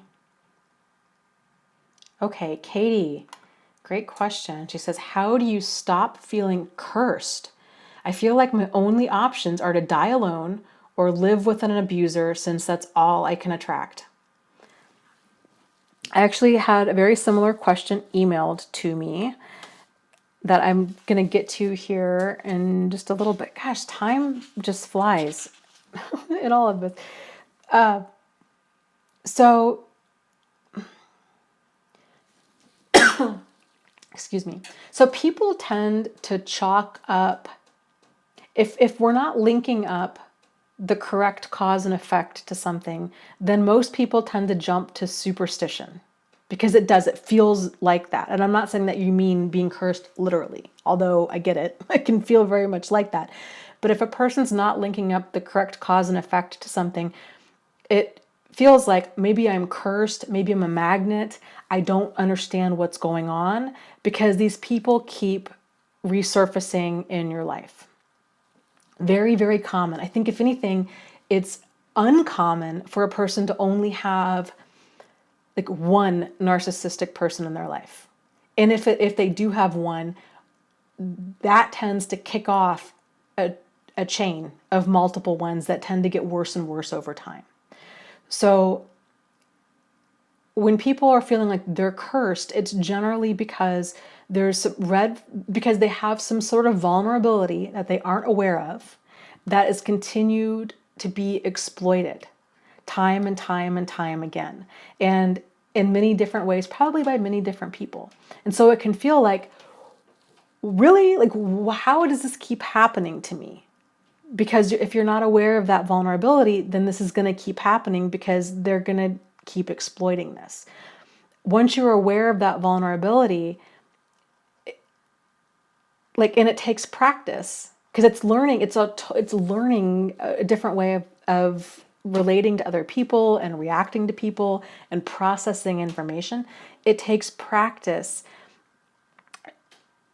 to do things differently. So, for example, most people, I was talking about earlier, we have these different buckets that we go through life with. We have the bucket of physical needs, the bucket, so like food, clothing, shelter, basically that food, clothing, shelter. Then we have the emotional needs of significance and importance and love and affection and attention. And then we have the bucket of stability, which is generally the reassurance that these other two buckets are going to get filled in a consistent and predictable basis. If any of these buckets are low, then people stop thinking, basically people stop thinking clearly. This is how they're able to be manipulated, because they're not seeing what is otherwise like obviously problematic behavior, and they're not paying attention to how they feel when something's off. And in large part, it's because they really, really want the situation to work out. And so they're suppressing all of these feelings that's telling them this person's problematic. And they're like, you know what? But, he's so charming, or she's so attractive, or this business deal's, the return is so high. They're justifying what they're experiencing because they're like, but the upside is so good, but they're glossing over the problematic stuff. So I had mentioned before, well, actually, there's been a lot of different people that I've come across that have different types of empty buckets. So my example in my life is I went through life for a long time feeling very unloved and very unimportant. That had been my normal pretty much my whole life. And so I didn't realize I didn't realize anything was wrong, because that's how I had been probably since a fairly young child. So to me, it was just normal. I found myself getting tangled up in problematic friendships and problematic, all kinds of situations, because I wasn't reading the situation clearly, and I wasn't paying attention to my own emotions around these situations. Because I really wanted this friendship to work out, or I wanted that business deal to work out, or I really wanted that relationship to work out. And so once I realized those were my vulnerabilities that were continuing to be exploited, then it was like, okay, I need to address them. And really focusing on filling that empty bucket, because it always comes from within.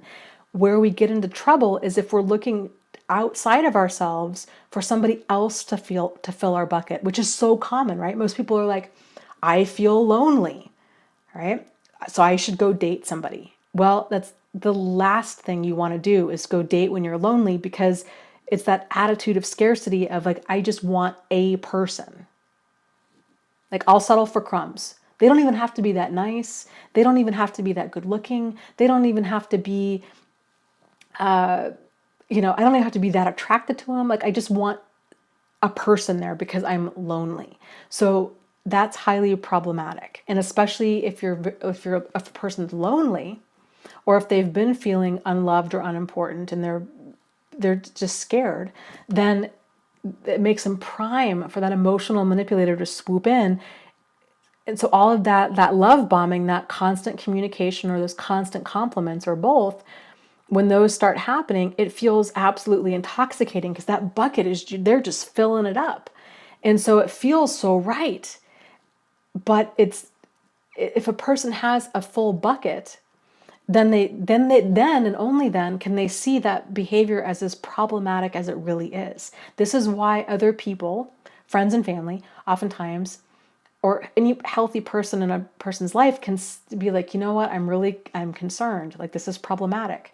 I'm always very concerned when somebody says that they feel like they've met their soulmate and it's been less than a month.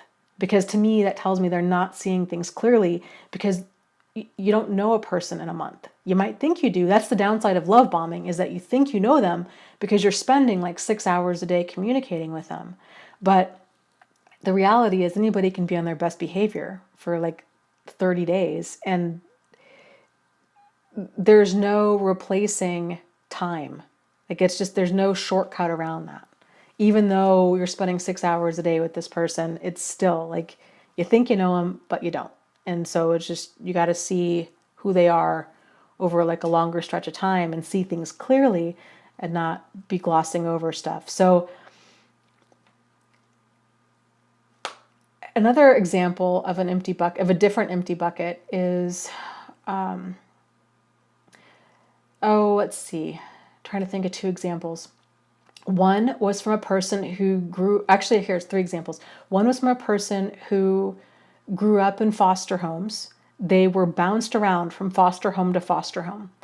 They realized that their vulnerability was that they were terrified of not having stability in their life. And so they clung to things that didn't serve them, that they clung to jobs that were awful and relationships that were awful and friendships that were awful, because it was that attitude of scarcity and like that need, that driving need for stability in their life, that they would rather be miserable than be unstable again.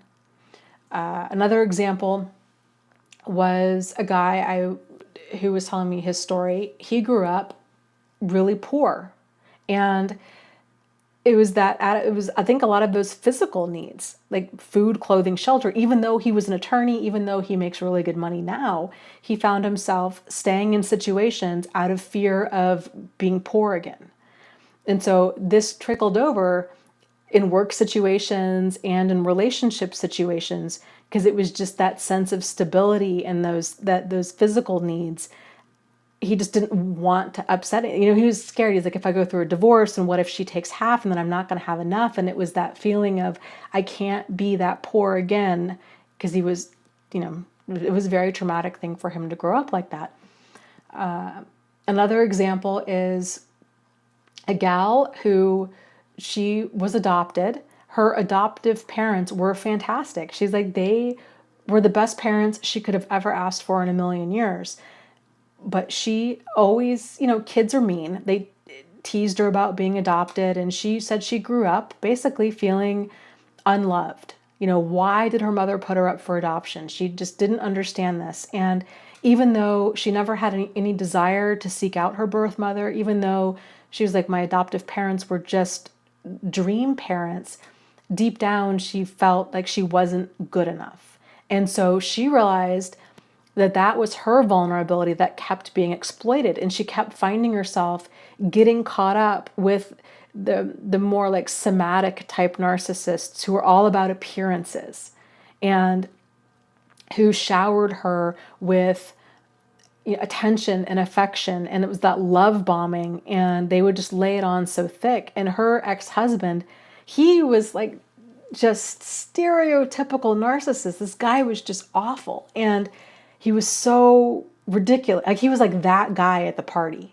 and, the kind of guy with like alligator boots and like slicked back hair, and he's got a spray tan and a little muscle shirt and just the whole knot. Like, he just was so like, oh my gosh, painful. Like, it just painful. And she didn't catch any of it. Of course, he was cheating on her nonstop and everything else. But she didn't want to let that relationship go, because, and I get it, because the good times are so good, and they were so good with him. And when she was with him, the good times, she felt so loved and appreciated and seen, because he was so charming, and he knew how to say all the right things and how to blame all of these other women. It's like he was just so gorgeous, they just couldn't help but throw themselves at him. And so in her mind, all these other women were the problem. And so she was spending all of this time trying to chase away all these other women so she could have this amazing relationship with this guy. But of course, right, the other women weren't the problem. He's the problem. So assessing what you think might be an empty bucket. So with that, like with empty buckets, people, when they talk about childhood wounds, I think a lot of people have this idea that it has to be something deeply traumatic, that their parent has to have been like a raging alcoholic, or raging verbally abusive, or sexually abusive, or like something like, really, really problematic had to happen. And that's not necessarily the case. Our brains, especially when we're children, it doesn't even have to be the event itself that's problematic. It's our perception of the event. So even if you had these, like this gal with who was she was adopted. Her reality was that she had these amazing, loving parents. Her perception of the situation was that her birth mother didn't want her because there was something wrong with her. And I remember talking to her, and I had said, I always thought that that was an interesting way for her to perceive that her birth mother didn't want, that she wasn't good enough, when she was like hand selected by this other couple that were specifically like, we want that baby, like her, we want her, like she was chosen. The rest of us, if we're not adopted, like we just happened, right? Like our parents didn't choose us. Half the time it was after a glass of wine, like, you know what I mean? So like she was so that was kind of like the interesting kind of twist, or the irony to that was, it wasn't that her birth mother, she was focusing on her birth mother not being able to raise or care for her for whatever her birth mother's reasons were. But the reality is this other couple specific, I mean, they had it down to like specifics, like what they, hair color, eye color, all of this stuff that they were looking for. They wanted her. And so it's interesting the way that our minds kind of perceive things. So once you're in tune with, okay, what do I keep, how do they kind of keep hooking me? So like I'd mentioned before, mine was, I felt very unloved and very unimportant. This was how, it's sort of like finding the missing weather stripping, like around your door or your window. You're like, oh, bingo, like that's how they keep getting in. That was the hook. That's how these problematic friends were coming into my life, and boyfriends, and just career opportunities and all of that. And so once I was aware of it, then I could start doing things differently. It also helps, I think in general, just to be aware of what problematic behavior looks like and how it feels. I'm a huge fan of support groups for this reason, because people oftentimes will get in there and they're like, especially if a person grows up in any type of dysfunction, which is like the vast majority of, actually, I'm not even gonna say, if a person grows up in a home where this stuff is not taught, they're gonna have problems. Either they grow up in dysfunction and this stuff that's problematic is just normal, or they grew up in like a Norman Rockwell home, and so they don't know any better, and so they continue to fall for it, and they believe that it's their fault because they take everybody for face value. So either way you dice it, if it's not discussed and taught, you're gonna keep falling for it because that person. But once you know better, then you'll start taking different action and you'll do better. So then you'll realize, oh, I'm not cursed. This is where the missing weather stripping in my life was. And like I said, it takes practice. I'm a big fan of people practicing paying attention to behavior in like a safe way. So, I'm a big fan of meetup.com kind of for this reason. It's a great kind of little, psychological and like sociological experiment. So you can go out and you can meet new people in a non-threatening way. You can kind of pay attention to what are they saying? How are they interacting with you? How are you feeling? Does it seem off? Does it seem odd? Are you comfortable around them? Are they, just paying attention to how you're feeling and what's going on. And that's a good first step in like kind of discovering this part of you. And again, it takes practice. You're probably going to encounter half a dozen or more problematic people because they are out there. But once you're, once you figure out this is how things go down, this is how it feels when something's off, I value myself enough. Like I don't need to wait for them to really do damage to my life in order for me to distance myself. If something feels off, if this relationship or friendship's not working for me, I'm going to leave. Or I'm going to bring it up with them. If it doesn't get resolved in the next like 1 or 2 times, then I'm going to leave. Like I'm not doing this anymore. Like anything that just causes, anything that's not nourishing for me, like in our friendship or a relationship, I'm not going to spend my time there. And once you practice that, but these boundaries, all of this stuff is practice, practice, practice. And it's throughout the day. But the cool thing is once you start putting this in motion, you don't have to have like massive change in order to have massive results. Like even just a little bit of change, even just getting yourself back into alignment. You know, if you think about yourself like your alignment being here, right? If you're walking around like most people are, if you're out of alignment to like this degree, if you get yourself into, you know, raise it up like another 5 or 10 degrees, it makes a huge difference. And especially if you think of like the trajectory in your life. So if you're like this before and now you're like this now with a few simple aha moments, that over time, like the trajectory of your life is very, very different. So all of these positive changes bring about more positive changes. And then it starts really clicking. And then you're going to be like, oh my gosh, I get it. I'm getting it now. And this is the weather stripping. So once you get your door weather stripped appropriately, then you're no longer afraid of the moths that are coming in. And you can sit in your living room with the lights on and you're not afraid that the moths are going to keep coming in because you realized this is where some of these pieces were missing and it's okay. And then, you know what? And even if a moth does come in, you're like, you know what? I get it. And you just pick them up and then you just toss them outside. Like it's just,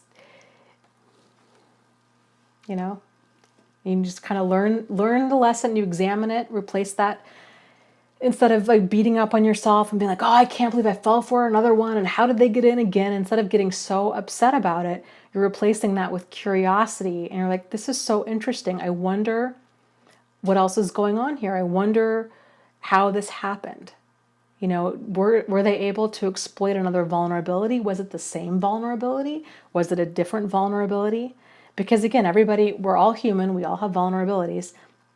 We're going to have different vulnerabilities at different points in our life. So it might be that a person's a certain age and they're not married, or a person's a certain age and they have, you know, they're divorced and they have children, or they're a certain age and they're divorced and they don't have children, or, you know, they're a certain age and they have a lot of money, or they're a certain age and they don't have any money. So anything can be considered a vulnerability and anything can be exploited. It's just knowing kind of your relationship with yourself. And it really just boils down to being okay with walking away from anything that doesn't serve you. I hope that helps.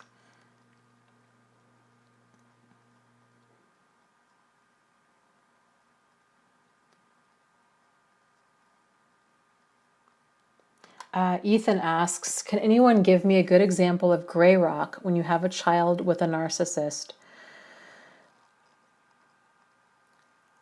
So gray rock is being as reactive as a gray rock, which is to say not at all. So anticipation is huge. So kind of realizing, okay, how is he or she going to push your buttons, right?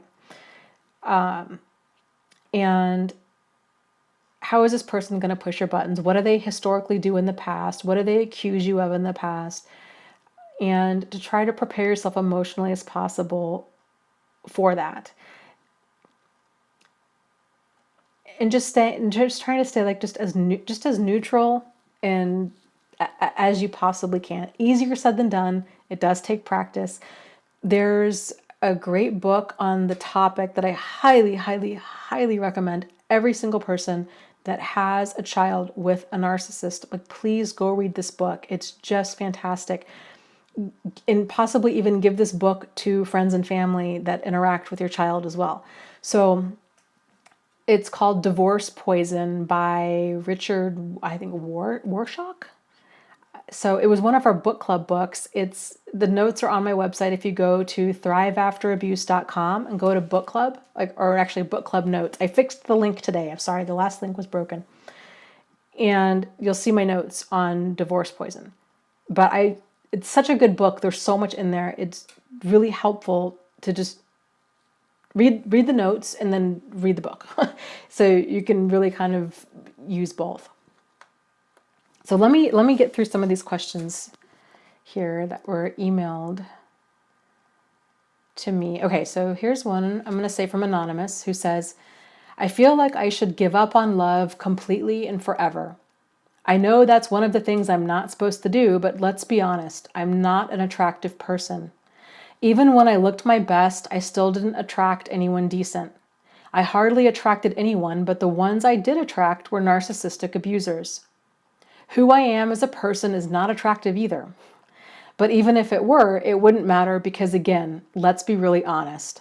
Looks are the main thing people care about, and they don't even give you a chance to show who you are unless you look decent. Also, there simply aren't enough decent men to go around. I'm at an age where available men barely exist, let alone good ones. There just isn't someone for everyone. That is a statistical fact. I'm tired of people pretending that it isn't. And even if it weren't a statistical fact, I feel like my choices are either to be alone forever or to be with somebody abusive. There really is no other choice. It's not for a lack of trying. I've tried so many things to meet people. I used to be on all the dating sites. I used to be very active and social. It was rare to find me home on a weekend or even on a weeknight. In the end, all that brought me was more disappointment, pain, and abuse. Because of this, I struggle a lot with self-care, with diet, with exercise, with getting out of the house, because why bother? I certainly don't care what I look like. I certainly don't want to live a long time if this is what life is going to be like. Why not sit around and be lazy and eat whatever I want? It also gets in the way of any kind of healing process because, again, what's the point? In the end, there's nothing to look forward to. I am not able to trick myself into the delusion of hope when reality is so impossible to ignore.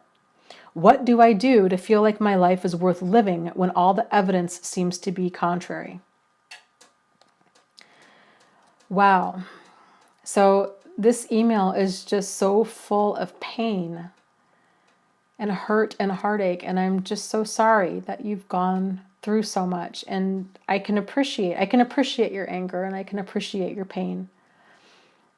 So let's back things up a little bit about appearances. Yes, a lot of people are very focused on appearances. Yes, appearances are the first thing other people notice about other people. Appearances can hook somebody in, but really personality is what keeps them. It's true. I mean, just my personal preference, to me, one of the sexiest men alive is Gene Wilder. Actually, I think he recently died, but Gene Wilder, I had the biggest crush on Gene Wilder for the longest time. I just thought he was so funny and quirky, and I just adored him. And he doesn't fit the standard of what most people would think of when they would think of, like a handsome guy. But and I think there's probably quite a few women out there that really were attracted to him. So, appearances they aren't everything. Honestly, for me, it's not even. For me, it's more about connection. It's how do I feel when I'm with this person? Like, can we have a great conversation? Is it enjoyable? Are they enjoyable? Are they open-minded? Do they have a good sense of humor? Are they interesting? I have a guy friend of mine who's dating a good friend of mine, so it's nothing weird like that. Like, we're just all friends. But personality-wise, he is so interesting. He is a math professor. I could listen to him talk all night about math. I am terrible at math. But he's so interesting and he's so passionate about it that I find it very interesting. So it's just people, right? It's kind of like who they are and what makes them unique, and it's not so, I don't know. So I think it's a lot deeper than just physical appearance, because you can meet the most attractive person in the world, and if they have a rotten personality, people don't want to be around. Most people don't want to be around them. Because good looks, first of all, good looks only get a person so far, and good looks only last for so long. So, so that's one point. And See, I made some notes here and I can't read my handwriting. So we just talked a lot about the whole empty buckets and paying attention to, or not paying attention, examining, what are some potential vulnerabilities? What are the repeating patterns? How are these, what vulnerabilities of yours these people continually able to exploit? And I think once you find the piece to that puzzle, then everything's going to seem to make a lot more sense, and that'll help to put a stop to the pain of what's going on, because then you'll be able to see this. So if you haven't already watched my red flags of a narcissist series, that series really outlines a lot of kind of the probably most problematic common behavior. Because again, this stuff's not taught. And unfortunately, most of us, we figure it out the hard way. And, so once you are able to identify, like, oh, there's a word for this. It's called projection, or it's called gaslighting, or it's called narcissistic abuse, or it's called, this is what verbal abuse is, or this is what emotional abuse is. And once you're able to get a better understanding of that, then things will make a lot more sense, and you'll be able to see this problematic behavior when it first starts popping up, instead of kind of wondering, like, is it them? Is it me? Is it really this problematic? And not, because this is not you. I mean, this stuff's not taught. So most of us tend to stay in there and we're like, is it me? Is it them? It's that confusion. It's all of that until something really bad happens, and then we're hurt yet again. So a couple other points. So you mentioned, okay, what do I do to feel like my life is worth living when all of the evidence seems to be to the contrary? I just wanted to bring up to you, do you know what the odds are of you becoming a human being are? It's like 1 in 400 quadrillion. Quadrillion. That doesn't even sound like a real number because it's so big. It's huge, huge. The odds of that egg and that sperm coming together to create you, and not somebody else, not me, not John Smith, not, Sally Sue next door, you, to create you is 1 in close to 400 quadrillion. So, like, you won the lottery by just being born. And I know it might not feel like that when you're in this bog of depression, but realizing that the life, it really is a gift. It's a gift. And unfortunately, so just know that, I guess, for starters. And then second, life is all about growth. Everything in life, trees, grass, bunny rabbits, fish, everything in life is about growth. It's about evolution. And growth always accompanies pain. It's the kind of the universe, whatever you want to call it, God leads with both the stick and the carrot. And we're either motivated by inspiration or, desperation, as Tony Robbins would say. So oftentimes when we're experiencing this pain, it doesn't fit in with our idea of how life should be, because we're like, this is not fair. This is not right. This continues. I'm experiencing all of this pain, when and it's hard, because it's sort of like you get to a point where you're like, you have to realize that life is not fair, and it was never designed to be fair. And this whole line that we were all sold, that, life is somehow fair, and that this is how things happen, and it's all Hollywood. It's all Hollywood. But that doesn't, just because life isn't fair and life can be very painful, it doesn't mean that life's still not really good. Because there is so much good out there. There really, really is. So this gets down to my last point with how do you feel like your life is worth living? When you start living for yourself instead of other people. So when you start, you're like, you know what? I'm going to enjoy this ride. This is my golden ticket, my 1 in 400 quadrillion golden ticket. Because it's like winning the lottery every single week for the next 50 years is like the odds of like 1 in 400 quadrillion. So you're here and realizing, okay, to enjoy this ride, this is what it's about. It's about you just enjoying things and not trying to. Yes, it would be great if we could all have a partner, like the perfect partner, right? This Hollywood idea of a soulmate.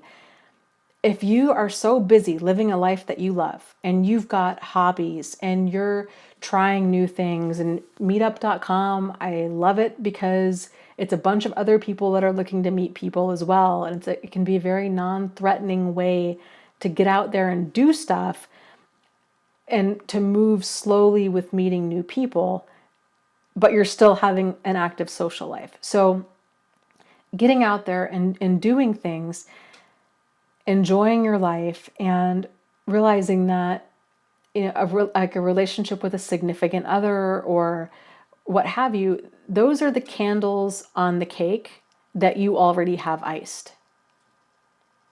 Okay. So a lot of us, we're doing this backwards. So we're like, I'm so hungry, I need cake. And we're looking outside of ourselves for other people to be the cake, and for other people to be the icing, and then for other people to be the candles.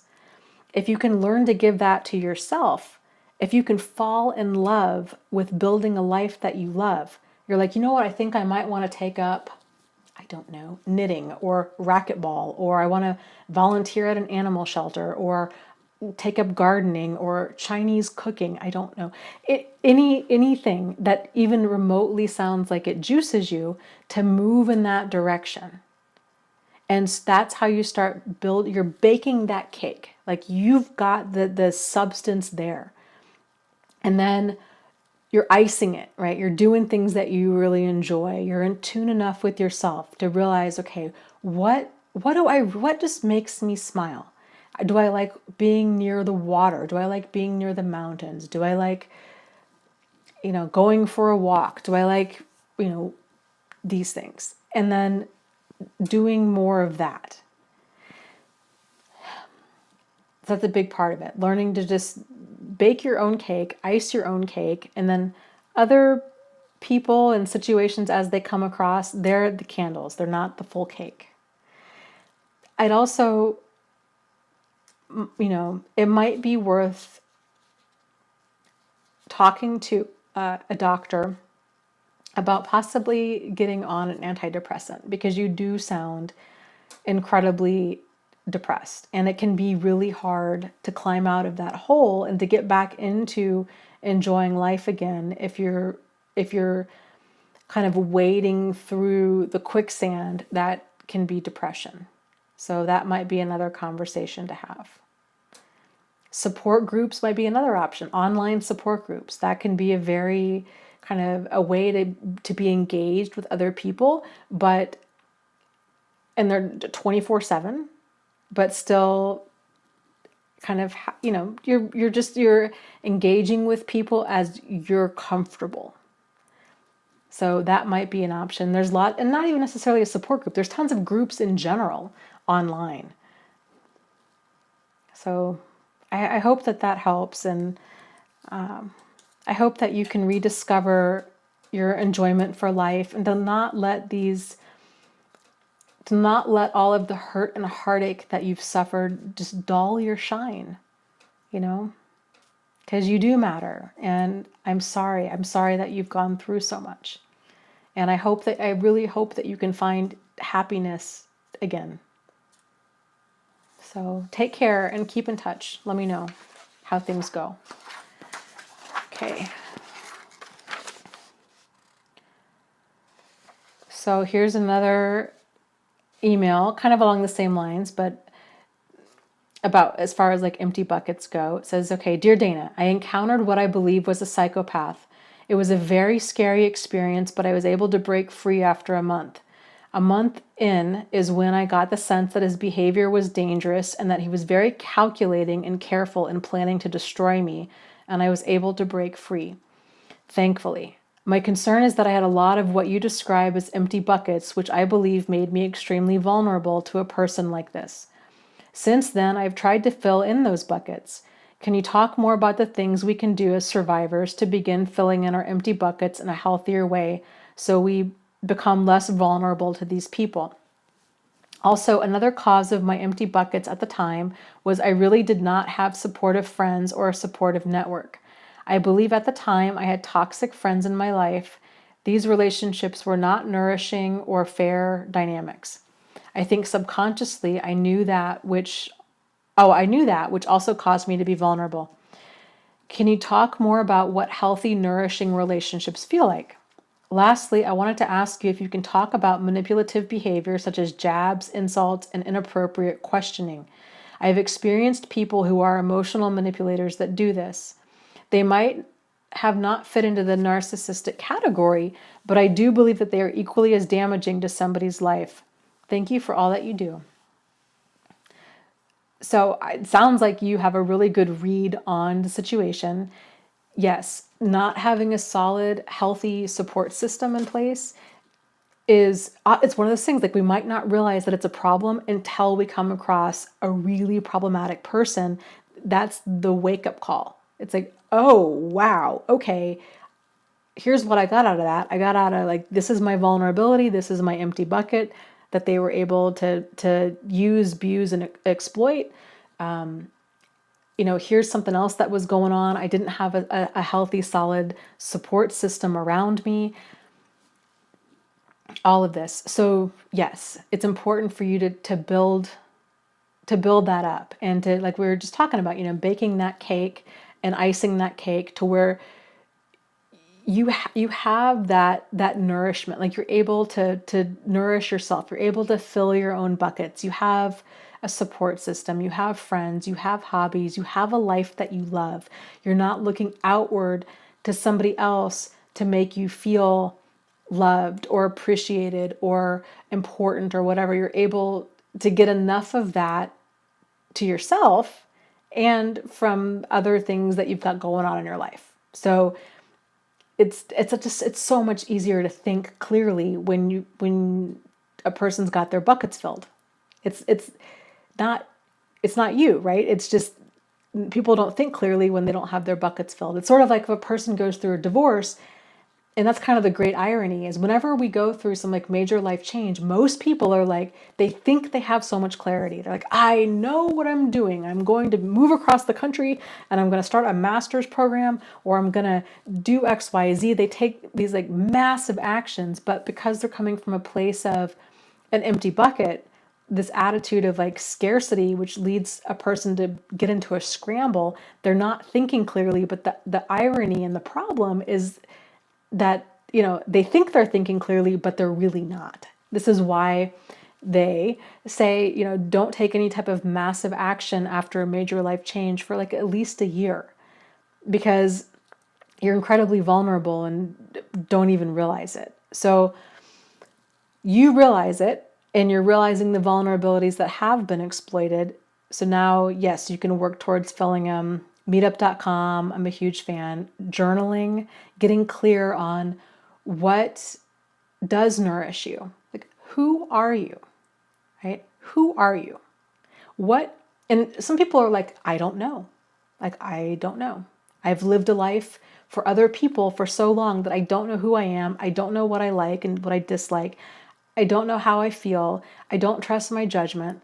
They're so out of alignment with their authentic self that they're easily swayed by other people or situations or what have you, because they just don't have a real solid grasp on who they are as a person. And this can be, of course, incredibly unsettling when you realize this. You're like, oh my gosh, I don't think I know. But this can be kind of fun too, is discovering this.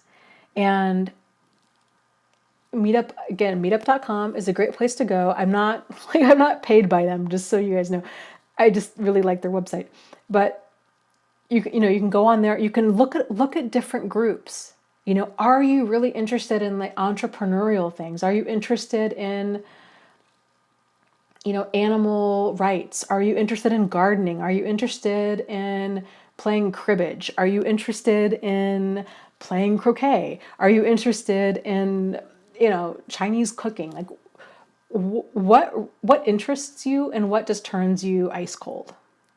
And possibly picking, and if you're like, I don't really know, maybe you just kind of feel numb and like neutral towards all of it, sign up for all of them. Half the time, these things are free or like really reduced cost. Sign up for as many as you possibly can, and then try to treat it as an adventure where you're like, you know what? I'm just on this journey of self exploration. I don't really know what I like and what I don't like. I'm just going to try it. And you never know. Like, you might really find that you really like Chinese cooking, or that you really like crocheting and you never thought that you would. So it's fun. It can be fun to just stay open to possibility like that when it comes to rediscovering yourself.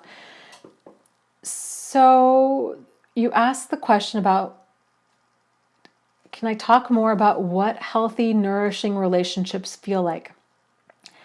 They feel like healthy, nourishing. They feel healthy and they feel nourishing. So what I mean by that is they give you energy. You feel enthusiastic, you feel empowered, you feel inspired, you feel, at a minimum, you feel safe and secure and cool, calm, comfortable. You know where you stand. It's a place that dynamic builds you up. You leave those dynamics, the vast majority of the time happy. Like, you're laughing, you're having a good time, your enjoyment would be maybe like a good word for that. Joy would be good.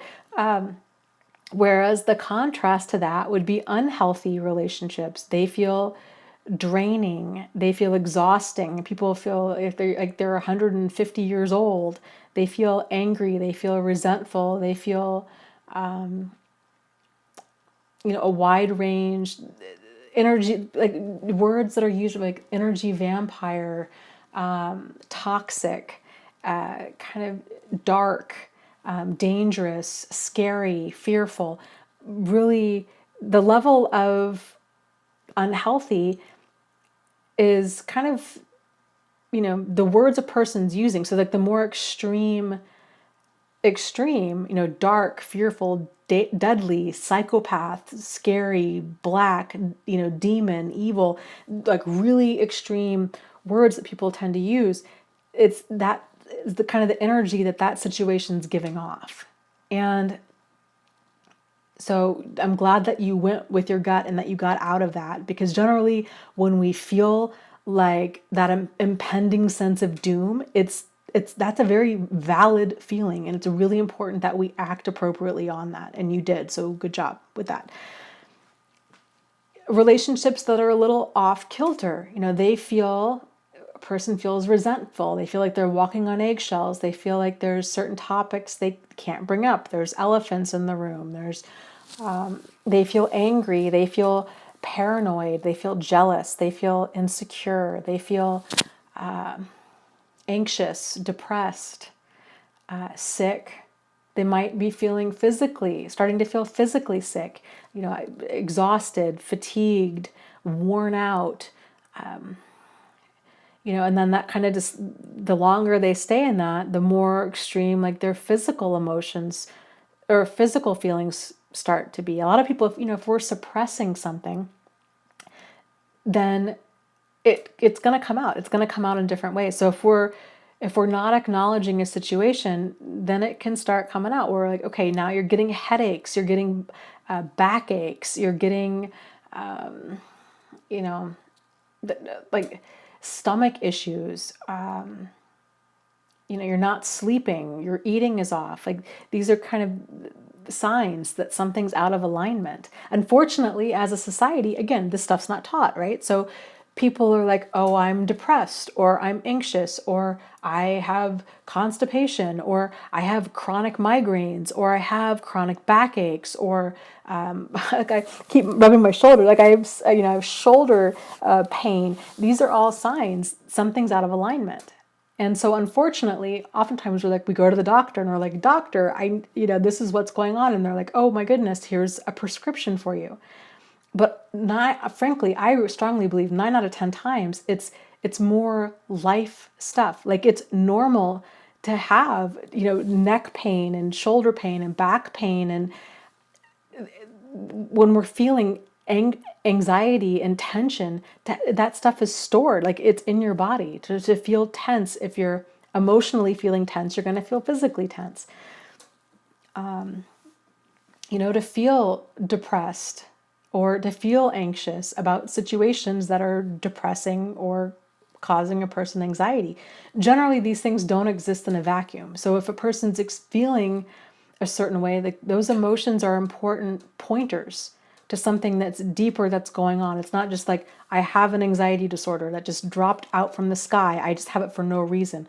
Odds are there's a lot of underlying like emotional reasons, and probably lifestyle stuff too, but that are going on with that contribute to it. So it's generally not just these what we call symptoms. Like these are all pointers to other stuff that's it's worth examining. It's worth examining. So yes, so paying attention to how you feel in different types of relationships, and you'll know when you start getting into alignment based on kind of how you're feeling physically, how you're feeling emotionally. So, for me, I have a lot of shoulder pain. I have been having a lot of back pain. I'm probably a good 30 pounds heavier than I feel at my best. So all of this body pain, it's normal. Like I'm carrying 30 pounds more than my body can comfortably carry. So that's a sign for me of like, I need to get that back in alignment. So I went to the part. So, okay, finally, I've suffered enough pain where I'm in chronic pain. So I'm like, okay, I need to do something different. So I'm like, okay, I'm starting yesterday. I'm like, everything's changing. Like my diet's changing. I'm making myself a priority. I'm going to start going back to the gym. I went to the gym before I did the live stream. Like I've gotten to that breaking point where I'm like, something has got to give. So again, just paying attention in your own life, like what feels off, because we'll make a change when the pain of staying the same is greater than the pain of changing. So again, like my example, I gained like 30 pounds. That didn't happen overnight, but it happened slowly enough that I was able to justify it and minimize it. And I kept experiencing more and more physical pain. Well, now it's gotten to the place where it's like, Dana, come on, like something's got to give. And I weighed myself this morning, and that was my big wake up call of, okay, that number hurt. Like that number is shocking. So yeah, I need to start doing things differently starting immediately. That's just how change happens with all of us, with the relationships, with the relationship with ourselves, with all of it. So, okay, let me move on to the next question here. Okay, this is from DJ, and there's a lot of backstory here, but because there's a lot of details in it, I'm going to skip a lot of this and go directly to the question, which is, how does the victim and co-parent of a narcissist effectively deal with their ex when there's children involved? How does the victim, the non-custodial or the visitation parent, effectively deal with their children who have the narcissistic ex as their custodial parent? Your insights to these questions could be invaluable to me and countless of women and men facing similar circumstances. Thank you. Okay, well,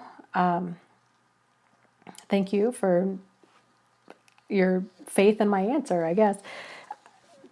I'd start off with that book, Divorce Poison.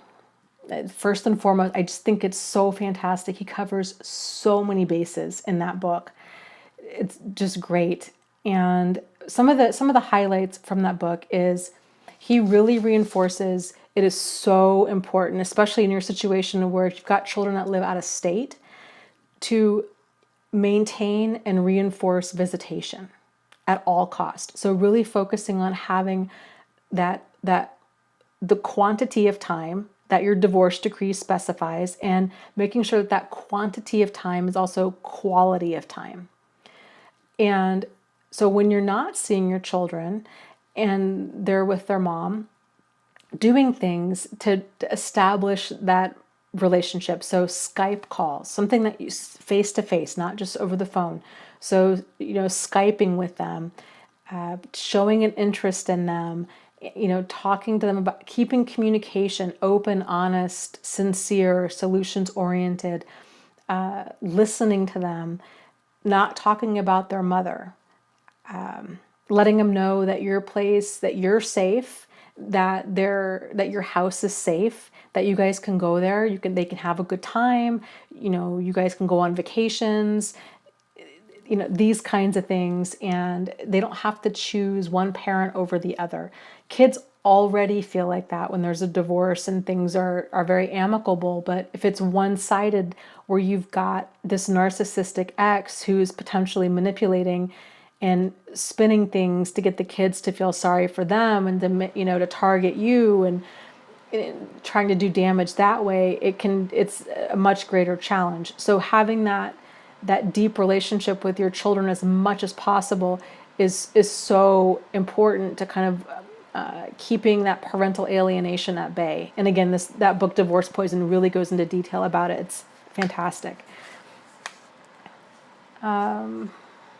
Okay, here's the next question is, Dear Dana, I'm from France. I am 35 and I've been in several abusive relationships. I've been out of the last one only for a few weeks. I stumbled across some of your videos online and that's what led me to your website. So first off, thank you for everything you're sharing. I've been watching and reading a lot on the topic of narcissistic abuse lately, and I find it really helpful to understand and process everything I'm going through. I'm addressing this question to you specifically because several things you shared about your own personal experience echoed with my own. For example, the fact that you didn't have any hard time in school as a child and that you were a good kid, so to speak. I relate to that. You also said that you'd been with an overt narcissist and then went on for the complete opposite, who turned out to be a covert one instead of the loving person that you thought he was. That was my experience too. I'm just out of a relationship with someone I believe is covert. I'm not in a position to diagnose him, of course, but from what I read and hear, it feels just like that. Another comment you made that caught my attention was that there was no obvious devaluation stage in your relationship.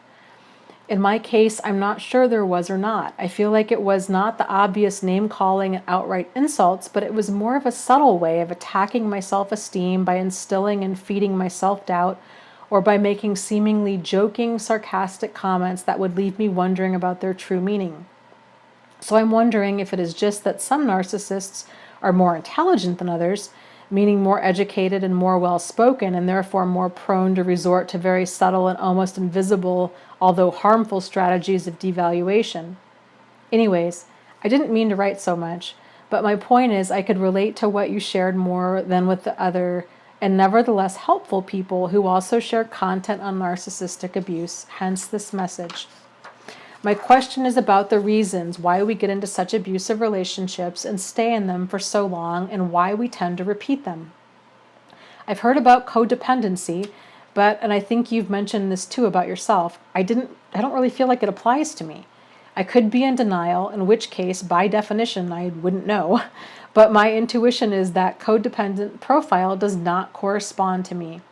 So I liked your idea that it's all our vulnerabilities that led us there, regardless of what they are and whether we are codependent or not. The thing is, I was diagnosed as gifted by a psychologist a few months back. So I've read quite a lot on the topic as well, and some people, including well-known psychologists and authors here in France, claim that gifted people make ideal targets for manipulative people because they tend to be very empathetic. to have low self-esteem, and to question everything and not be as cutthroat as average people. I have no clue whether that's a topic you've ever been interested in, but if you do have an opinion or thought on this hypothesis that giftedness could be something that makes people especially vulnerable to narcissistic abuse, I would really like to hear it. Thank you again for your videos. The information and the personal experiences that you share in them is extremely valuable. Sincerely, Julie. Okay, so a couple of things here, and hold on, my eyes are burning. I've got like liquid eyeliner on, and it's like smearing into my eyes. Okay, so what she was saying about not diagnosing, this is the challenge with terminology. So it's not about diagnosing, it's about being discerning, and it's about being aware of being able to like identify your reality, identify like what's going on. And that's, again, this is kind of the challenge with abuse, especially if we're using terms like narcissist or sociopath or kind of what have you. People do tend to really get caught up in like, well, I don't know, like I'm not able to diagnose. And it's like, no, it's not about diagnosing. It's about describing like what you're experiencing. And hopefully a good therapist or mental health clinician will be able to draw out of you, okay, so when you're saying this person is a narcissist or a sociopath, like elaborate on the behaviors, because the terms change, just kind of FYI, the terms change all the time. So the term isn't as important as the behaviors that it's designed to point to. So, and it's really important that we're aware of what's problematic behavior. So even if, let's say, somebody does or doesn't diagnose them as a narcissist or a sociopath, it's important for you guys to realize, okay, they don't need to necessarily have a full-out personality disorder, because half the time clinicians may not even see it because these people are really manipulative and they can hide it really well. So that happens all day long. So actually getting an accurate diagnosis is really, really difficult. So, but unfortunately, a lot of people, if they're looking towards a diagnosis to get validation and clarity as to what they're experiencing, then it keeps them lost in the fog, because in their mind, they might be thinking, well, this person's a narcissist or a covert narcissist, but if they don't get validation by a professional who's saying, yes, this is in fact covert narcissistic behavior, then they're lost in the fog again, thinking, well, then what is it? Is it me or is it them, or what's the problem? When in reality, it's labels aside, it's the behavior. If the behavior is problematic, that's all that matters. And so, okay, that was kind of an aside. So yes, term codependency. I talk about this early on in my videos. I never thought that I had issues with codependency because my relationships didn't fit what at the time I understood a codependent person to act like. So in my mind, you know, a codependent person, it was that continual like enabling, and, you know, of like kind of the alcoholic partner and their spouse, right? Or the spouse is calling in sick for them and they're making excuses and they're bailing them out of jail and they're buying them alcohol and they're doing all of this like enabling behavior, and they're sticking around after being treated, you know, terribly, and all of this. And I'm like, that's not me. So how am I still here? Like, I was in one relationship in high school that was more of like that overt, that was problematic. But I hadn't been in anything like that since. Or I should say, nothing to that extreme that like caught my attention. That's probably actually a more accurate way of putting it. So I didn't see that. I didn't see where I was missing like my weather stripping around my door. It took me quite a while. Probably actually was a lot of like comments from other people on my YouTube videos, frankly, that brought it to my attention. So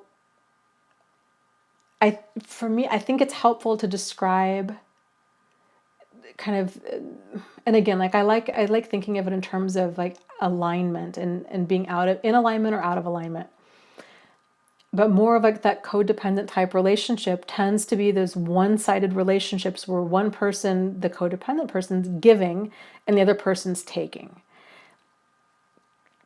Not everybody that's involved with an emotional manipulator is necessarily codependent because they are highly manipulative. Sort of like not everybody that gets involved with a cult is necessarily codependent, or not everybody that gets involved, not everybody that followed Hitler was codependent, right? They were able to exploit their vulnerabilities that they had. And of course, each person and each, my goodness, society had different vulnerabilities at that time, that you had these narcissistic people exploiting to different degrees. So it's one thing to be in a one-on-one abusive relationship, like a narcissistically abusive relationship. It's another thing to be in one with a cult or with as like a whole society. It's the same dynamic, it's just like at scale.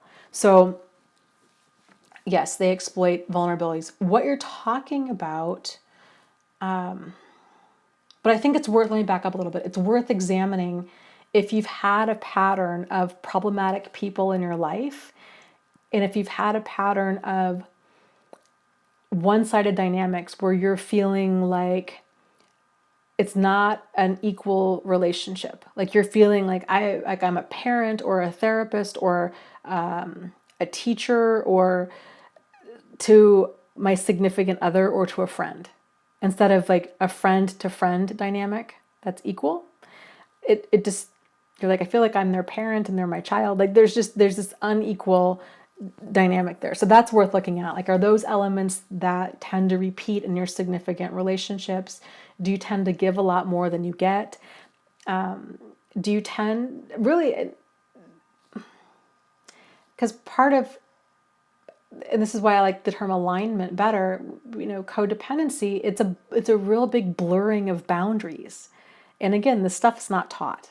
So most of us out there, most people in general, I think have issues with boundaries. And I think with codependency, it's an issue of both boundaries and standards. So somewhere along the line with codependent people, they got the message that they needed to learn how to settle for crumbs and be grateful for that. It's kind of this ingratiating type way of, quote unquote, surviving their environment, which might sound really extreme, especially if a person didn't grow up in like that bad of a home. Like, I don't know if I'd go that far to say like I had to survive my home. I mean, it wasn't that bad, but it's how they learned, like, kind of their role in the family of, this is how I need to walk on eggshells. I need to learn how to be a people pleaser. And go, a lot of times people call it like, okay, I'm just going to go with the flow, kind of an attitude, and learn to always be thankful and grateful for any little crumb that I get and not rock the boat. Like that tends to be more of that attitude of codependency. Very common, especially if you've had a parent that was narcissistic or controlling. Very common that, at least one child in the home grew up with that kind of personality as a defense. So, but back to, it was boundaries and, all of that. It's worth examining like both your boundaries and your standards and paying attention to how you feel. Do you normally feel that resentful? Do you normally say yes when you mean no? Even with little things. These kinds of things can be pointers of, they are. Like they're pointers of boundaries need some work here. So when boundaries get tight enough, you're able to comfortably say no, and like then the resentment doesn't occur because then you're not continually going with the flow. So that just some stuff to examine. What you mentioned about smart people being targets of highly manipulative people. Anybody can be a target. Everybody is, frankly, because narcissistic people, they target people based on supply, and any person can be supply. So supply can be food, clothing, shelter, sex, money, public image, social status, like any of these things. And their needs grow and change as they grow and change. And so our value as supply grows and changes, depending on kind of what they're looking for. So anybody can be a potential target. If a person is different in any way, so if you've gone through life, being gifted, or maybe even being bullied because of it, or teased, or you felt different, or you were more of a kind of isolating type child where you just liked to be alone, or what have you, because you didn't really feel that connected to your peers, then you might have those feelings of empathy. So they might be able to extract that, especially if you're coming across really more of like the cerebral type emotional manipulator, where you're having these amazing conversations with them, and you're feeling these kinds of connections of like, wow, this person really gets me and I really get them, that you don't have with most other people. That could be part of it. The other part of that is people that are smart. Here's what's really interesting, okay? People that are very logical and rational, so like engineers, mathematicians, scientists, these people oftentimes really get tangled up with emotional manipulators. And you would think, how weird, right? These are people that are more analytical. So how is it that their emotions are able to be manipulated? And the answer is, really intelligent people, especially the analytical ones, they are really able to do the mental gymnastics necessary to smooth over their cognitive dissonance. So that cognitive dissonance, again, it's when a person's holding two conflicting thoughts about the same thing at the same time. So as it pertains to the action that we're going to take. So if your action is, I'm going to continue talking to this person, and your original thought is, this person is so interesting, but then you have this other thought of, this person has some problematic behavior. Like they just showed this flash of rage, or they just told a lie. Like something's off, right? Human beings, our thoughts and actions always have to line up. When those things don't line up, we experience what's known as cognitive dissonance. And it's a fancy term for mental distress. And so feelings of cognitive dissonance it starts off as confusion, and it progresses into almost like mental anguish, where we're going round and round and round, trying to make sense out of a situation that doesn't make sense. And the reason our brains are doing this is because it doesn't compute, but we wish that it did. And so we're continually looking for ways to make 1 + 1 = 3. And it doesn't. So it's kind of the whole saying, when things don't add up, it's because the truth is not in the equation. And that's why. But when you're dealing with, when a person's incredibly intelligent, they can come up with all kinds of justifications to themselves as to how 1 + 1 can = 3. And they can really, they do a great job at convincing themselves of that. A lot of, interestingly enough, this is why you have a lot of really intelligent, highly educated people that tend to join cults or get tangled up in really, cults, really extreme religions, or, all kinds of highly problematic situations, or become high-ranking Nazi officers, or things that they would not normally do. And then after the fact, when the reality becomes so strong and so painful of what they've gotten themselves tangled up in, they're horrified. It's like this fog clears, and they're like, what? How did I get here? How was I a part of this? Because they've been justifying things the whole time. So, let's see, what was your... There was another question here. Okay, so you'd mentioned too about going from overt to covert. This is something I see all the time. This is something I've personally experienced as well. So, and this made me, I was really stuck in this loop trying to figure this out for quite a while, because I couldn't, I didn't see it. I'm like, where am I going wrong? What am I not getting? I don't get it. And I had gotten to the point where the other gal that wrote in was like, I feel like I'm cursed. What am I missing? What is going on here?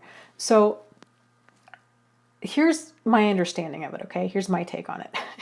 Is human beings, we tend to move away from what causes us pain, right? So if we're with somebody that causes us pain, let's just say they're more of like that overt narcissist. So they are the ones that are name calling, putting down, they're hitting, they're punching, they're shoving. There's a lot of very concrete behavior that a person can show for it and be like, see, I was abused because he broke my arm. It's a lot easier for a person to, if they can point to something, say, see, that's a problem because of this. What tends to happen though is after a person gets out of a relationship with a very overtly abusive person, now their scanner is set to avoid people that have that kind of behavior, that cause pain in that way. Unfortunately, what I see happen a lot, and what happened to me too, is people then swing to the opposite side of the spectrum. So then they're like, okay, if this person who, this deep, dark, scary person with scary, problematic behavior causes pain, I'm going to do the exact opposite. And then what happens is they get tangled up with like that Prince or Princess Charming character who comes across as the answer to all of their hopes and prayers and dreams and everything. And so then that person seems like, they often feel like, I just feel like I won the relationship lottery. Like, this person's amazing. And I feel, they're willing to fully accept me for me with all of my, my issues and my baggage. And they just love me unconditionally and they love my children unconditionally. And they're just so, they want to get married next month. And it's just this whirlwind and it's all of the love bombing. And so they're not picking up on the signs of love bombing is problematic because their radar is set to scan to avoid people that are jerks, right? That are name call and demean and do all these things, and so then they fall for like that saccharine sweet, over the top kind of love bombing behavior, and then. So when that relationship comes crashing down, which it might be like they somehow stumble across a double life, or there's like little snarky kind of devaluation where there's just like you were saying, it's kind of hard to really pinpoint exactly what it is. It's just you have the feeling of being ground down or being exhausted or walking on eggshells or being perpetually confused. Like, these are all signs of problematic behavior.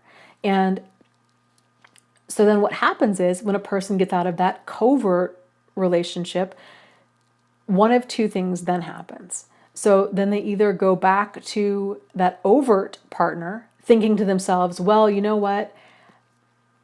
I was with the snake in the grass and that caused me a lot of pain. So, and this is, of course, this is all like a subconscious thing, right? So they're like, the snake in the grass caused me a lot of pain.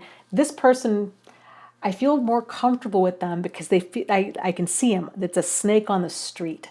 And I'm more comfortable with them because at least I know what I'm getting. But that's problematic because it's still a snake, right? So then, or they find themselves in another relationship with a covert abuser and who's maybe covert in different ways. And then they might have, or it might be very similar, like they might be experiencing that love bombing and they might have the feeling of, this is too good to be true, this is moving too fast. They're starting to feel confusion. They're picking up on signs that at a deeper level, like the reptilian part of their brain or like the limbic system part of their brain, that's not making its way through to their cognitive rational part of their brain because the good times are so good with this person, they really want it to work out.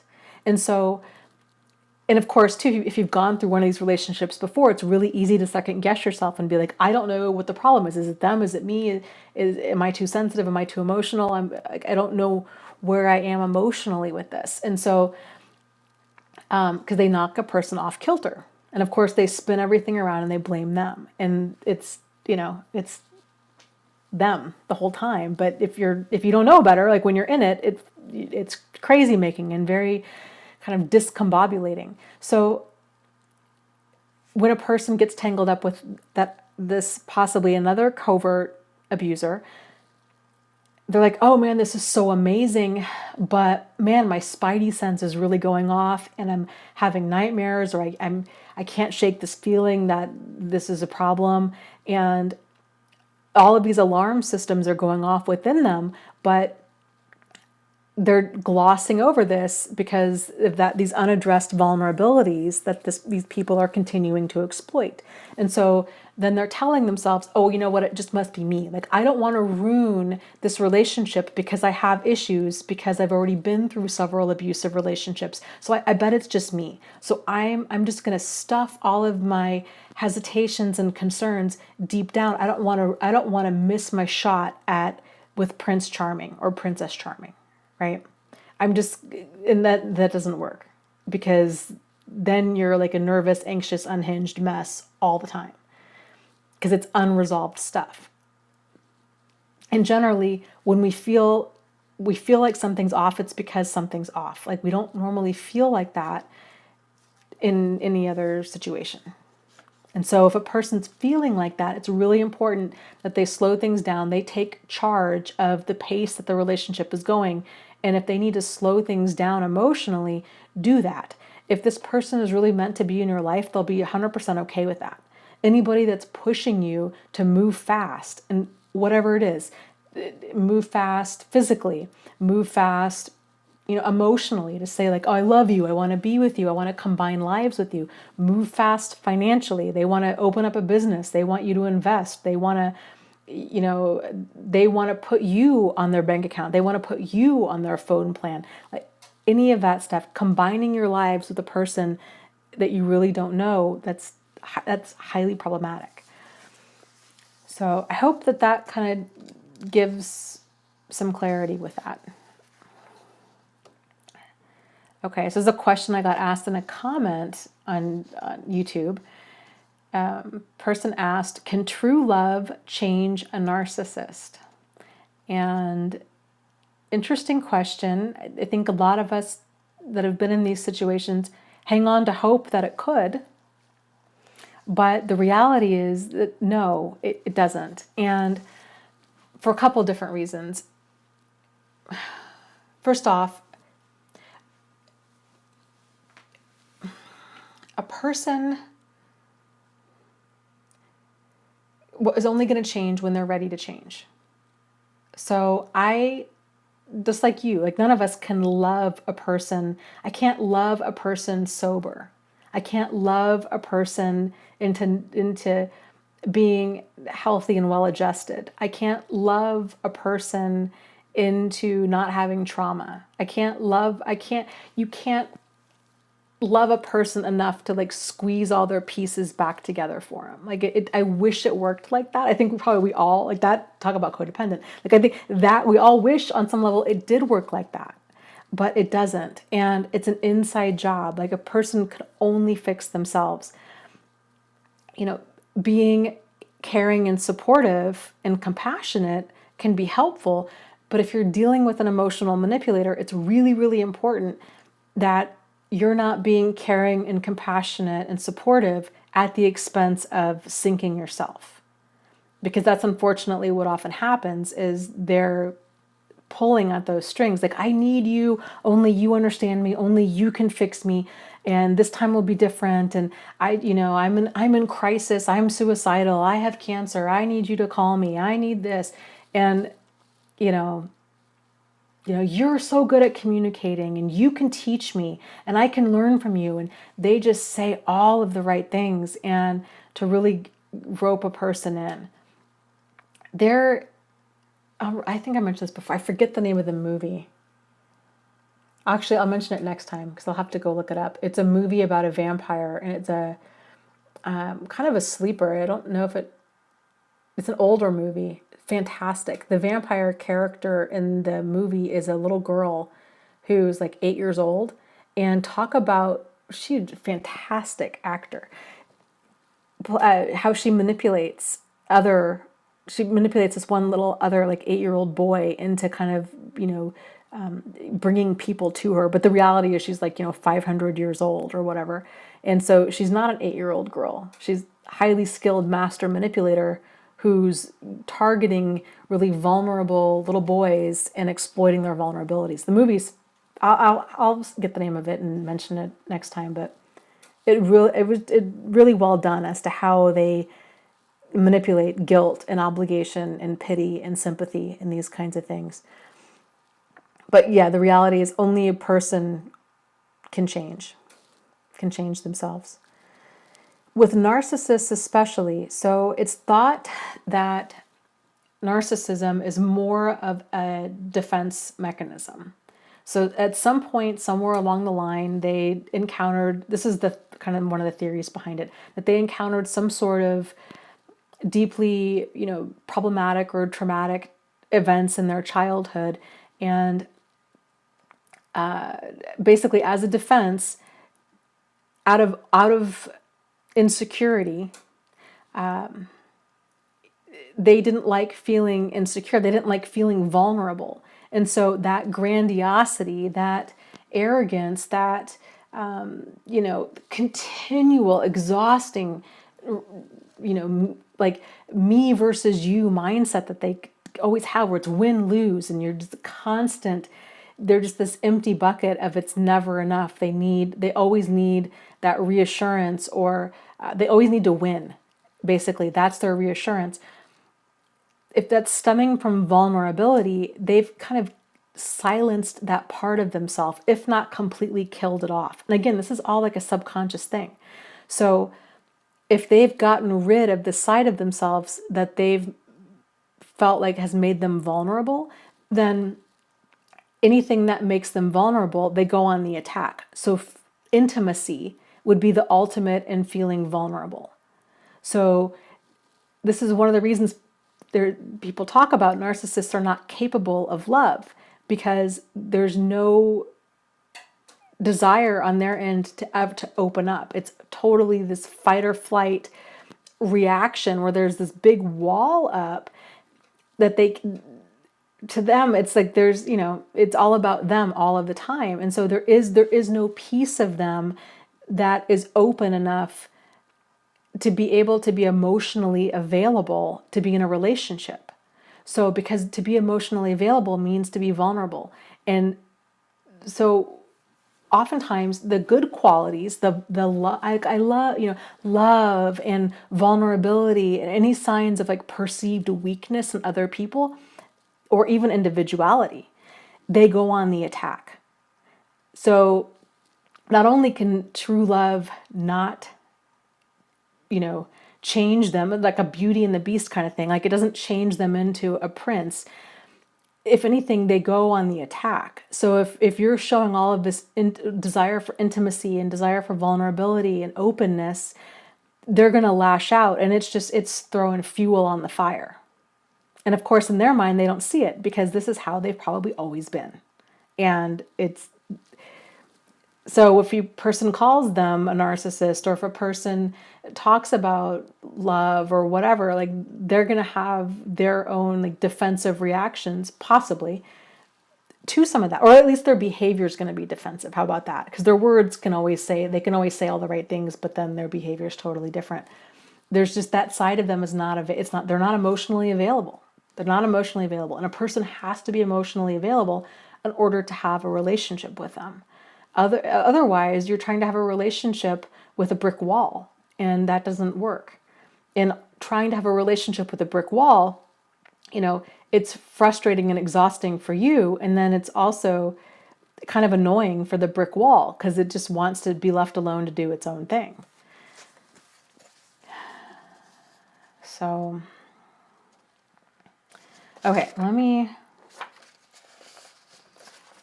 see here. Oh gosh, I still have quite a few questions. There's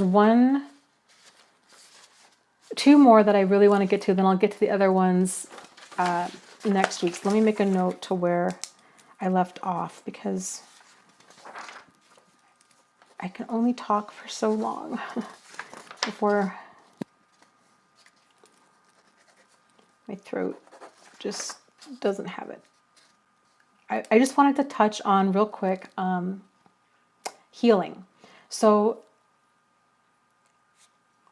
it's very, very common for people to feel really angry and invalidated and very isolated after they've gone through one of a narcissistically abusive relationship, and people in their life don't get it. They don't get it.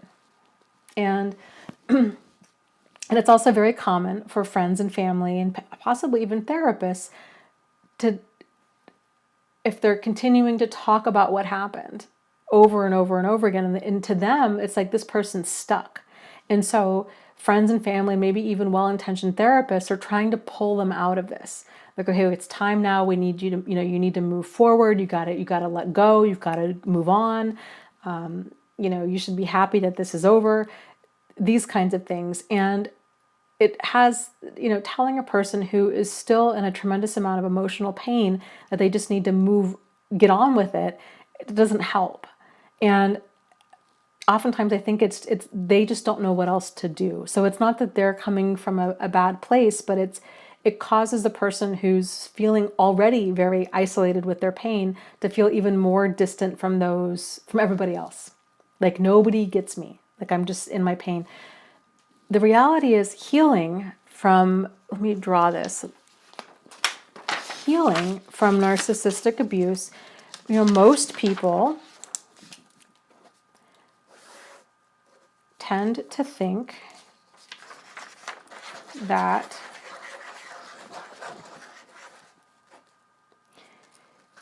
healing is, I'm drawing here, give me a second. That healing is something like this, that it goes in a somewhat linear fashion, that you start in one point, you're like pain, and then, over time, things get better and better in like a very progressive, like linear fashion. And then you're pain, and then down the road, healing. And it doesn't happen like that. Very few things emotionally happen like that. And the reality of healing is something a lot more along the lines of like this. And so healing, it's a very messy, chaotic process because it's growth and it's recovery. And growth and recovery, it's chaos.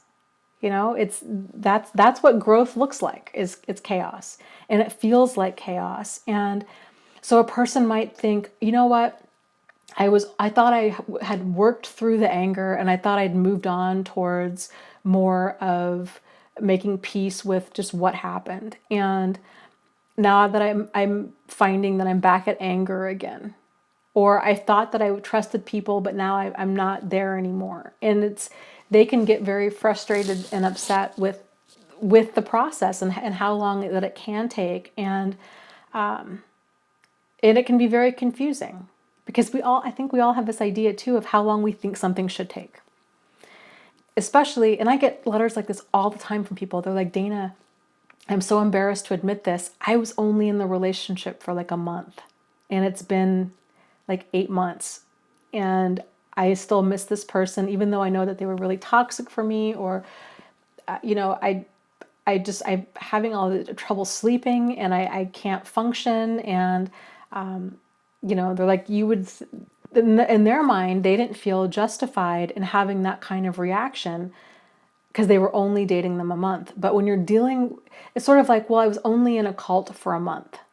Like, well, that's a long time to be in a cult. And the kind of stuff, or I was only held hostage for a month.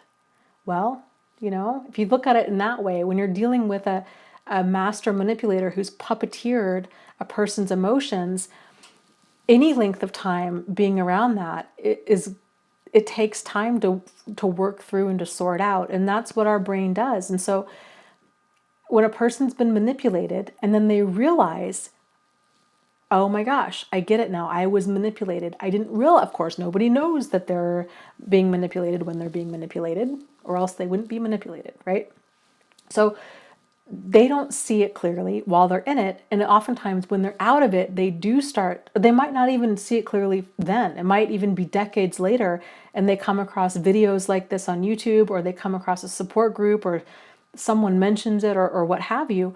And then they start piecing things together. And then things, now all of a sudden, they thought they'd kind of made peace with the situation, but now it's all flared up again, because now they were like, oh my gosh, no, I was manipulated. Bingo, that's it. And now their brain feels the need to, I need to pull apart every single thing that I went through in order to piece it back together again, in order to try to keep myself safe. Very, very normal reaction. I think it's kind of how we're all wired. But to friends and family, to outsiders, it doesn't seem that way. And they're very confused by that. So it can be helpful, I think, to let friends and family know what you need. So if they're telling you, you got to move on, you got to let go, you just got to get over it, you got to do these things, before, like if they tell you something like that, or if you're feeling like they're close to getting tired of, like, you not wanting to date, or you not wanting to go out, or you wanting to continue to talk about this, to let them know, I need to work through this in my own time and in my own pace. And I don't want to feel any more like guilt or shame or embarrassment or regret or anything about this. Like I just need you to be there for me. Like I just need you to just be there and just listen. And I know that it's got to be hard for you to sit here and see me in so much pain. But here's how I need you to support me in this. Like, I just need you to answer the phone if I call, or listen to me when I'm crying, or just humor me when I'm venting.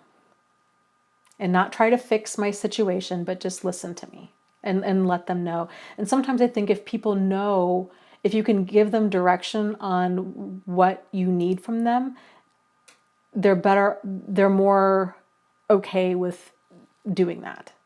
It's just, I think a lot of people don't know, like they don't know how to help. And so if you can kind of give them a direction to go into, most of the time, they're more understanding and able to do stuff like that. Some other, we've talked about this before too, but EFT therapy and EMDR therapy can be really, really great at helping a person process that trauma. So if a person has a lot of insight into what happened, and they're like, I was manipulated, and these were the vulnerabilities they exploited, and this is how I'm feeling, and I feel like I've really pulled apart a lot of this, and I really feel like I have a ton of insight to this, but I'm just feeling really stuck and feeling traumatized, then that might be a good time to explore EFT or EMDR and go to a few sessions. I've heard from a lot of people that, even with like 1, 2, 3 sessions, that they've had really massive results. So that might just be something to consider as well. Okay, so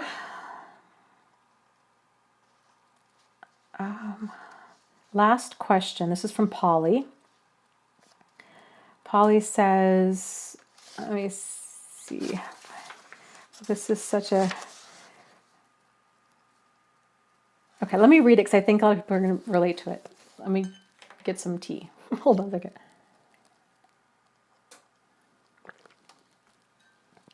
Okay, dear Dana, my ex-narcissist, who was my former live-in boyfriend, got back in touch with me in early January. I felt trapped by what he wrote in his email, and so I replied to be a nice person. Now I'm watching myself get pulled deeper and deeper into his grip. I hope you can answer my question at the end of this email. I so need to get out of this again, and I feel filled with fear. I'd finally gone no contact with this man last June. He was a covert and what might be called an altruistic narcissist. He was on a spiritual path and tried to look so giving and generous and oh so New Age-like. But he wasn't. He used different aspects of New Age thought philosophy to make me feel confused and to put down my truth about his behaviors whenever I said something. I met him online 2 years ago, and things went just as your red flags videos said. He did a lot of the love bombing early on. It felt great. I met him on an online dating site for spiritual people, and he lived in Seattle, and I was still in Chicago. The love bombing started right away, and of course, his first email to me was a mile long and all about him. I should have caught it, but I was so swept off my feet that this cute man would respond to me. We met twice, and looking back, there were a few red flags where gaslighting was used, but I didn't know it was gaslighting at the time.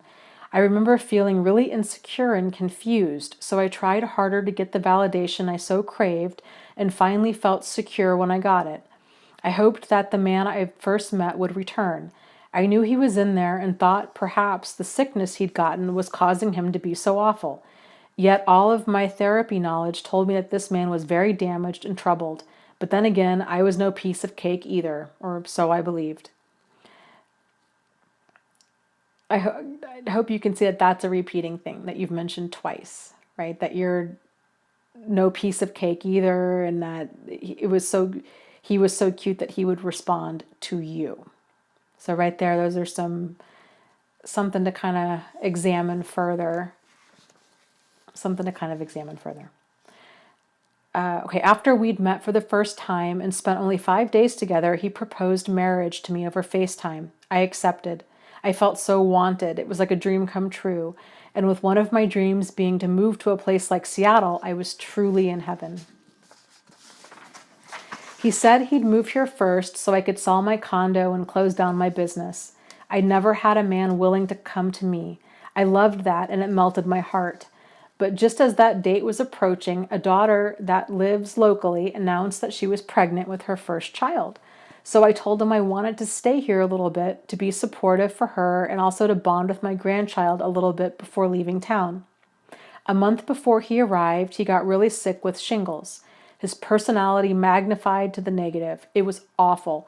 I felt so confused each night on FaceTime and cried tears. Then he would turn into the comforting one and help me to feel better. I was going to bed at 1 a.m. because of all of this, and I wanted to tell him not to move here, but I couldn't stop myself. I was afraid I'd never find love again. I became more and more frightened, and so I kept going on with our original plan. He came here, and it was a living hell in a covert sort of way. He did such manipulating, such self-deprecation and gaslighting. Later, he called me a few names like Queen or Miss Perfect, which he said were endearing terms and that I was just taking them the wrong way. He had put me on a pedestal. Then he blamed me for things. Well, you know the game. The long and short of it is that I felt confused and I thought I would go crazy. I cried daily. He would bring up a subject before I was to go to work. He wasn't working at all and sat on his computer all day. And then he'd hug me at the door to tell me how much he loved me and how important I was. I was going to work to help women who were in bad relationships learn to love themselves. Ironic, huh? He lived with me for 9 months. It was horrible. He hated Chicago, the people, the weather, the neighbors, the traffic, the sidewalk, and everything about it. He told me this every single day. I'd ask him to take a walk with me, and he'd avoid a direct answer. When outside, he insisted on being a gentleman and walking on the outside of the sidewalk. He was very OCD. He was very angry a lot. He would go into another room and sit in the dark and pout. I walked on eggshells. Things deteriorated. Then about 2 months before he left, he swore at me, telling me, F you. I'd never had someone say that to me before, not ever. He wasn't very sexual once he moved here. When we visited one another, sex was very important, but after moving in, about 2 months into his time here, he stopped altogether. He withheld it from me, and I was not to bring up the subject to him. It was so painful for me to lay next to this man each night and not be able to do more than put my head on his shoulder or hug him. Sadly, I just couldn't bring myself to face my own fears of abandonment and emptiness, so I kept on going with him being here. There's more, but I'll spare you. After he left, a little over a year ago, we kept in contact via the phone. I was ready to go no contact after his plane took off, but he contacted me when landing in Seattle and his crying began. He would provoke me on the phone when we spoke, but Okay, thus create arguments, which he did a lot while living here too, and I'm far from an argumentative type person. So he decided we shouldn't use the phone anymore. Then it went down to emails and texts. I kept being afraid to cut him off. He'd left his belongings here and expected me to pack them up and ship them because he had no work while he lived here and since he returned to Seattle. Finally, I got tired of being a free storage locker and packed things up and told him he had to pay me for shipping. He whined a sob story and wanted to make small payments to me out of his monthly check to pay it off. I'm too nice. When I asked for the last $40 and he had a hissy fit, I finally went no contact. That was last June. He contacted me once on what would have been our 2-year anniversary of our meeting. I replied once and let him go again. This past January, he broke no contact and I replied. I thought I was doing better, but I can now see that but I now can see that I wasn't as healed as I wanted to believe I was. At first it was easy, but he began some love bombing and it made me angry. I've been able to keep one foot in reality now, but finding myself getting pulled in more and more with each email. It seems we are pen pals, yet I don't want to encourage him to call me. Pen pals, geez. This morning I received an email and he mentioned some strange potential project involving him and a woman. It's probably benign as it is a potential project that they were looking at doing, but he mentioned it and it deeply touched both my abandonment and jealousy issues. He also told me how much he still loved me even more than before. Really, through emails only. That's fantasy in my book. Yet I find myself regressing back into childhood feelings and wanting to call him to see if we can make this work. My question to you, Dana, is it typical to feel so regressed around a narcissist? My therapist says he triggers my childhood wounds. Would I possibly be as triggered with a man who wasn't NPD or BPD? He has both. Or is this just about my own wounds, and would anybody trigger them? I got the feeling he wanted to make me jealous and randomly telling me about a possible project and a woman who might be doing that with him. It's so confusing, and I was in so much pain all morning today around this. I think I need to go no contact and then fear that I will feel this pain with any man, not just him, and I'll never have a loving relationship. I fear that for me to be out of pain, I'll need to keep out of relationships. Or is this type of pain mostly from being with a narcissist? I feel more vulnerable and broken than I've ever felt before in my life. Do regular men and women feel as much pain and bring up old childhood triggers as strongly as a narcissist? Oh, I forgot to mention that he said in numerous emails how he's been depressed since leaving here, and that when at the airport to go back to Seattle is when he realized how much he wanted to be with me. Is distance safe for him? He talks about how he has looked deeply within himself to examine his behavior with me. He says he takes full responsibility and admitted that he doesn't blame me. It wasn't my fault, and that he tried to make it look like my fault. Dana, he's wearing me down. That's why I'm writing. I had a father who left me and a mom for another woman whom he married. Oh, I'm sorry. I had a father who left me and my mom for another woman whom he married. He never turned back. He was a grandiose narcissist and used to brag to me about his wife and how wonderful she was during our random dinners out at a restaurant. This always hurt. I never knew what to say. Like with any current narcissist, I learned to be quiet. Any information you can give would be so helpful. Yesterday, I wanted to go no contact with him. This morning after the email, I wanted to speak on the phone and be close to him. Arg. He never has once said he was sorry for the way he behaved with me. He only owns stuff and it's vague, no specifics at all. Thank you. I know this is long. Many blessings of peace and gratitude. Oh boy, your story it's all different versions of the same story. All of it. And so and you bring up so many really great points in this. I would say, if you haven't already, I highly recommend reading the book Psychopath Free. I think you're going to get a ton of validation in reading that book. Jackson Mackenzie, the author of that, does such a fantastic job of breaking down all of the ways that they puppeteer people and the resulting emotions that go along with that. I'd start there. So outside of that, would you have these same triggers with somebody else? Generally, no. So this is where, in that book, Psychopath Free, he talks about this concept of having a constant. I love this. I love this because if if emotions like jealousy or anger or insecurity or fear are being provoked, it's normal to feel jealous or angry or insecure or fearful. That's normal and reasonable if those emotions are being toyed with, and that's what they often do. So it sounds to me like you're having a normal response to an abnormal situation. Is it the same with other people? Absolutely not. You're describing so much of what you've written is so much of what I have also lived. And there was one guy I dated for like a few months, and it was very much the same. The triangulation, the crazy making, all of it. So with his dynamic, with him bringing up this potential project with this other woman, here's how I read that. My guess would be there's probably not even a potential project. Most of these people are pathological liars to a point that we can't even begin to comprehend. And my guess is what's going on in Seattle, the reality of his situation in Seattle is very different than the reality that he's been presenting to you.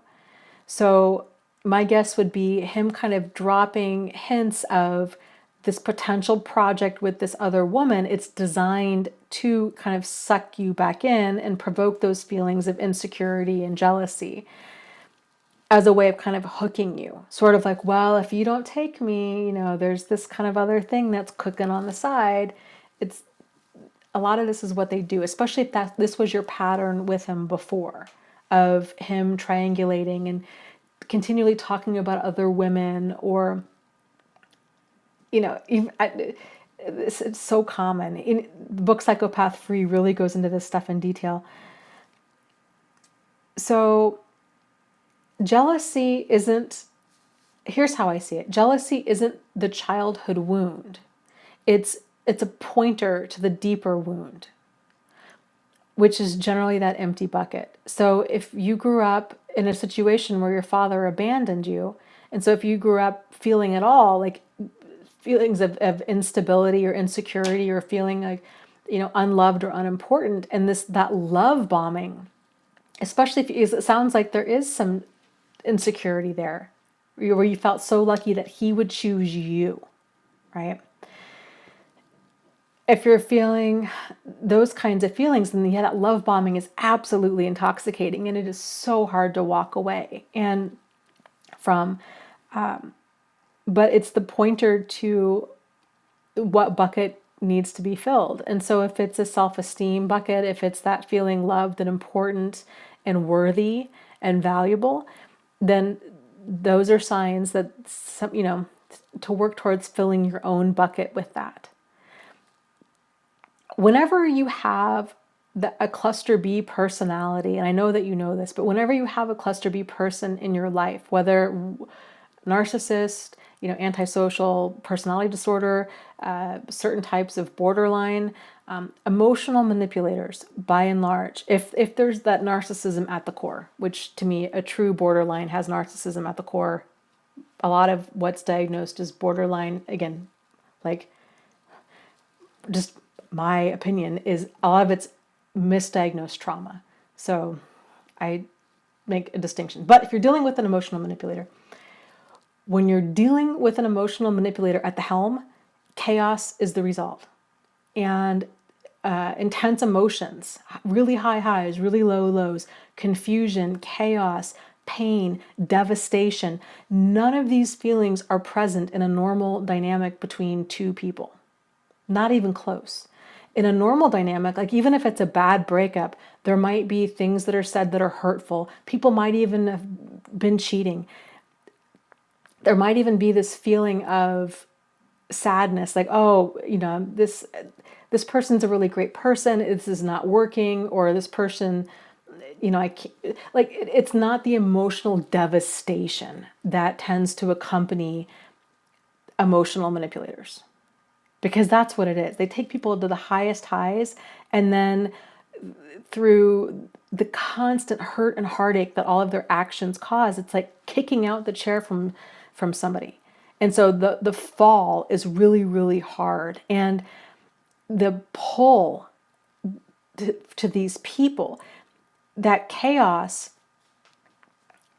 there's that pull to that. And I don't know if it's necessarily, maybe on some level it is that, the empty bucket, getting the empty bucket filled. Because if you really focused on building a life you love and nourishing yourself and doing that, it's a heck of a lot easier to have that attitude of abundance and focusing on what's right in your life. Then when they do come knocking, you're like, oh, you can see it a lot clearer, and it's a lot easier to shut the door. If you still have some of those unresolved issues there, where that pull is still there, then I would try to kind of reframe your understanding of it and be like, okay, this guy's back in my life. So this is a really great sign to kind of work again towards filling up that bucket. It's a lot easier to get rid of emotional manipulators after you've done a lot of the work of filling your own emotional bucket. And then I think too, in part, realizing, it's so hard when a person enters your life who's they're emotional con artists is what it is. And so when they come into a person's life dressed as everything you've ever wanted, especially if it's exploiting all of your vulnerabilities and promising you love and acceptance and security, that's really hard to walk away from. And it's really helpful to keep reminding yourself, this is not real. This is not real. It's smoke and mirrors. It's not real. Reminding yourself, like, I know I want it to be real. I know I want to hold on to hope. This is not real. Like, I've got to see this kind of stuff for what it is. It's not real. This person's only going to ever bring hurt and heartache. They are incapable of love. They will not love me. They're not emotionally available to love me in the way that I need. This is their bait. They're an emotional con artist. They're baiting the hook, and they're going to reel me in. And this guy is going to potentially soak you for all you're worth. It's not real. For me, what helped me was really thinking about it in terms of, it's like getting caught up in an online dating scam with this ideal partner that you think this person is, right? It's kind of like the baby bird with a broken wing. Like, this person would be so amazing if there was these fatal flaws, except they have these issues here. If they could just get these issues figured out, maybe this is workable. Maybe we can save things. Maybe I can have this amazing relationship, because, like you said, nobody's perfect, right? And so we've all got our own issues. But the cracks that you're seeing, his issues, are a lot bigger than you're even seeing. Because again, he's a master manipulator. So what you're seeing is only stuff that he's not masterful enough to cover up. So it's the tip of the iceberg, and it goes much, much, much deeper. So for me, it was helpful to think of it in terms of an online dating scammer, and to be like, okay, yeah, you might have feelings. You might really love this guy. This person doesn't exist. Like, they flat out don't exist. So you can love them all you want, but you still need to take appropriate action, like change all of your passwords on. Do you know what I mean? Like, go into self-protection mode. So putting those feelings on the back burner and not being led by these emotions that they have puppeteered. And realize, okay, things are really off. All these things that you're describing: emotional devastation, anxiety, depression, concern, uneasiness, jealousy, insecurity. These are all signs this is not for you. This is not for you. This is going to cause you a lot of pain. And these people only ever bring pain. And it's either either experiencing the pain now or experiencing the pain later. That's it. There is no getting around the pain. And there is a poster. When I used to work at a domestic violence shelter, it was one of my favorite posters ever. And it was, so I used to work at a domestic violence shelter. It was on an Indian reservation. And it was a poster, I don't remember the tribe that it was attributed to, Apache maybe. Some sort of old Indian legend that the buffalo, when a storm is coming, every other animal will try to outrun it. They distance themselves from it as much as possible in an attempt to avoid the inevitable, but not the buffalo. The buffalo, when it sees a storm coming, it sees it straight on and then it runs at the storm full speed because it knows that it's big enough and it's strong enough, it can survive the storm. And the only way to get through the storm, it'll get through the storm a lot faster if it runs at it head on and charges straight through it. And I think that's such a powerful analogy for having to face these kinds of things. Because if we're staying with this person thinking, I'm scared I'll be totally alone if I get rid of this person. And maybe I can just learn to live with the abuse. Maybe I can learn to live with the problematic behavior or the cheating or the lying or the triangulating or the pot stirring or the crazy making. The reality is, it's the only way to learn to live with something like that is to completely erase yourself. It is to completely numb out to all of your emotions. It would be to completely destroy any sense of individuality, to never question anything that they say. And in short, it would cost you your sanity and potentially your safety. And so even though I know that pull is, I so can relate to that. That pull is so strong. It's all a mirage. It's all a mirage. This person they will promise you a fairy tale and they will deliver a nightmare. And it's really, really important that you see that. And so if you can write down a list of all of this, keep this email that you sent me, keep this, and go back and read this. When you start feeling nostalgic and you start feeling like, well, maybe I'm wrong, maybe I'm reading too much into this, maybe this could somehow work, kinda, give yourself a wake-up call. Cause enough pain that it'll shake you awake out of this. And realize this is no relationship. This is an emotional con artist, and he's got his sights set on you. So don't confuse a relationship with a manipulationship. Two very, very, very different things. You know, the problem with a relationship or with a manipulationship with an emotional manipulator, the problem there isn't communication. The problem there is power and control. So it doesn't matter how solutions oriented you are. He's not trying to seek a solution. He's trying to use, abuse, and exploit you. It's all about power and control. So I hope that helps. And you, Polly, I know Polly, we've chatted many times online, and you are nothing short of fantastic. Seriously. So no more crumbs. Don't settle for crumbs. You deserve so much more than crumbs. And there's lots of great people out there. There are. But you know what, though? We have to make room for them. So we can't have all of the wrong people on the seats in the bus. You know, we got to clear out what's not working for us and make room for what is. And there is no shortcut. There is no shortcut to learning to truly love yourself, you know, for all of our imperfections, for all of it. We all, like you said, none of us are perfect. So we've all got issues. And it doesn't mean that we have to wait until we get perfect or address them or are fully healed. It just means it just starts with loving yourself. If you're up for another book, Louise Hay, if you're familiar with that, You Can Heal Your Life, is a really, I thought it was a fantastic read. The first time I read it, I thought it was a bunch of hippie woo-woo nonsense. It did not resonate with me at all. And then I picked up the book, I don't know, like 5-7 years later, and I thought it was incredibly powerful. There's tons of exercises in there to do kind of the healing inner child kind of stuff. So I'll be curious. So if you guys end up going through, and I also have notes on that book on my website as well. If you go under the book club tab and book club notes, it's one of the first books I think we read in there.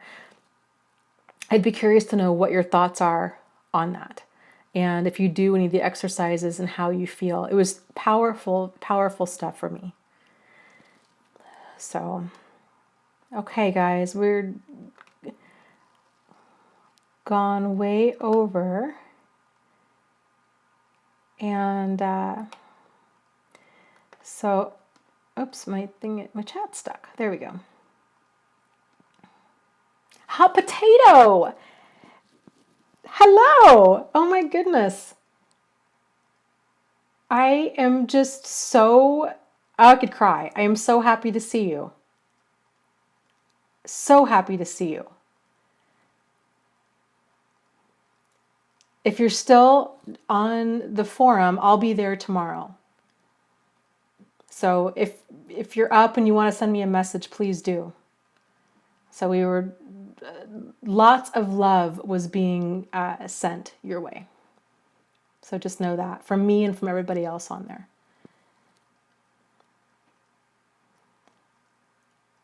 Okay. Oh, Jeannie asks, how can we send you a question?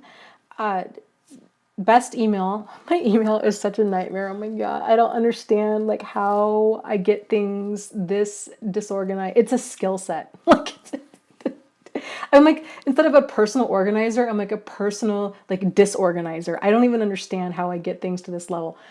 But the best email for me is deardana@thriveafterabuse.com. So send a question, put in a name that you're comfortable with me using on the videos and stuff, and we'll go from there. Okay, good deal. Yes, Hot Potato, please respond to us and catch us up to speed. So Kevin, I'm not familiar with that. He says ASMR has really helped. I think we were talking about this briefly last time. If you're still on the forum too, Kevin, can you message more about that? What your experience was?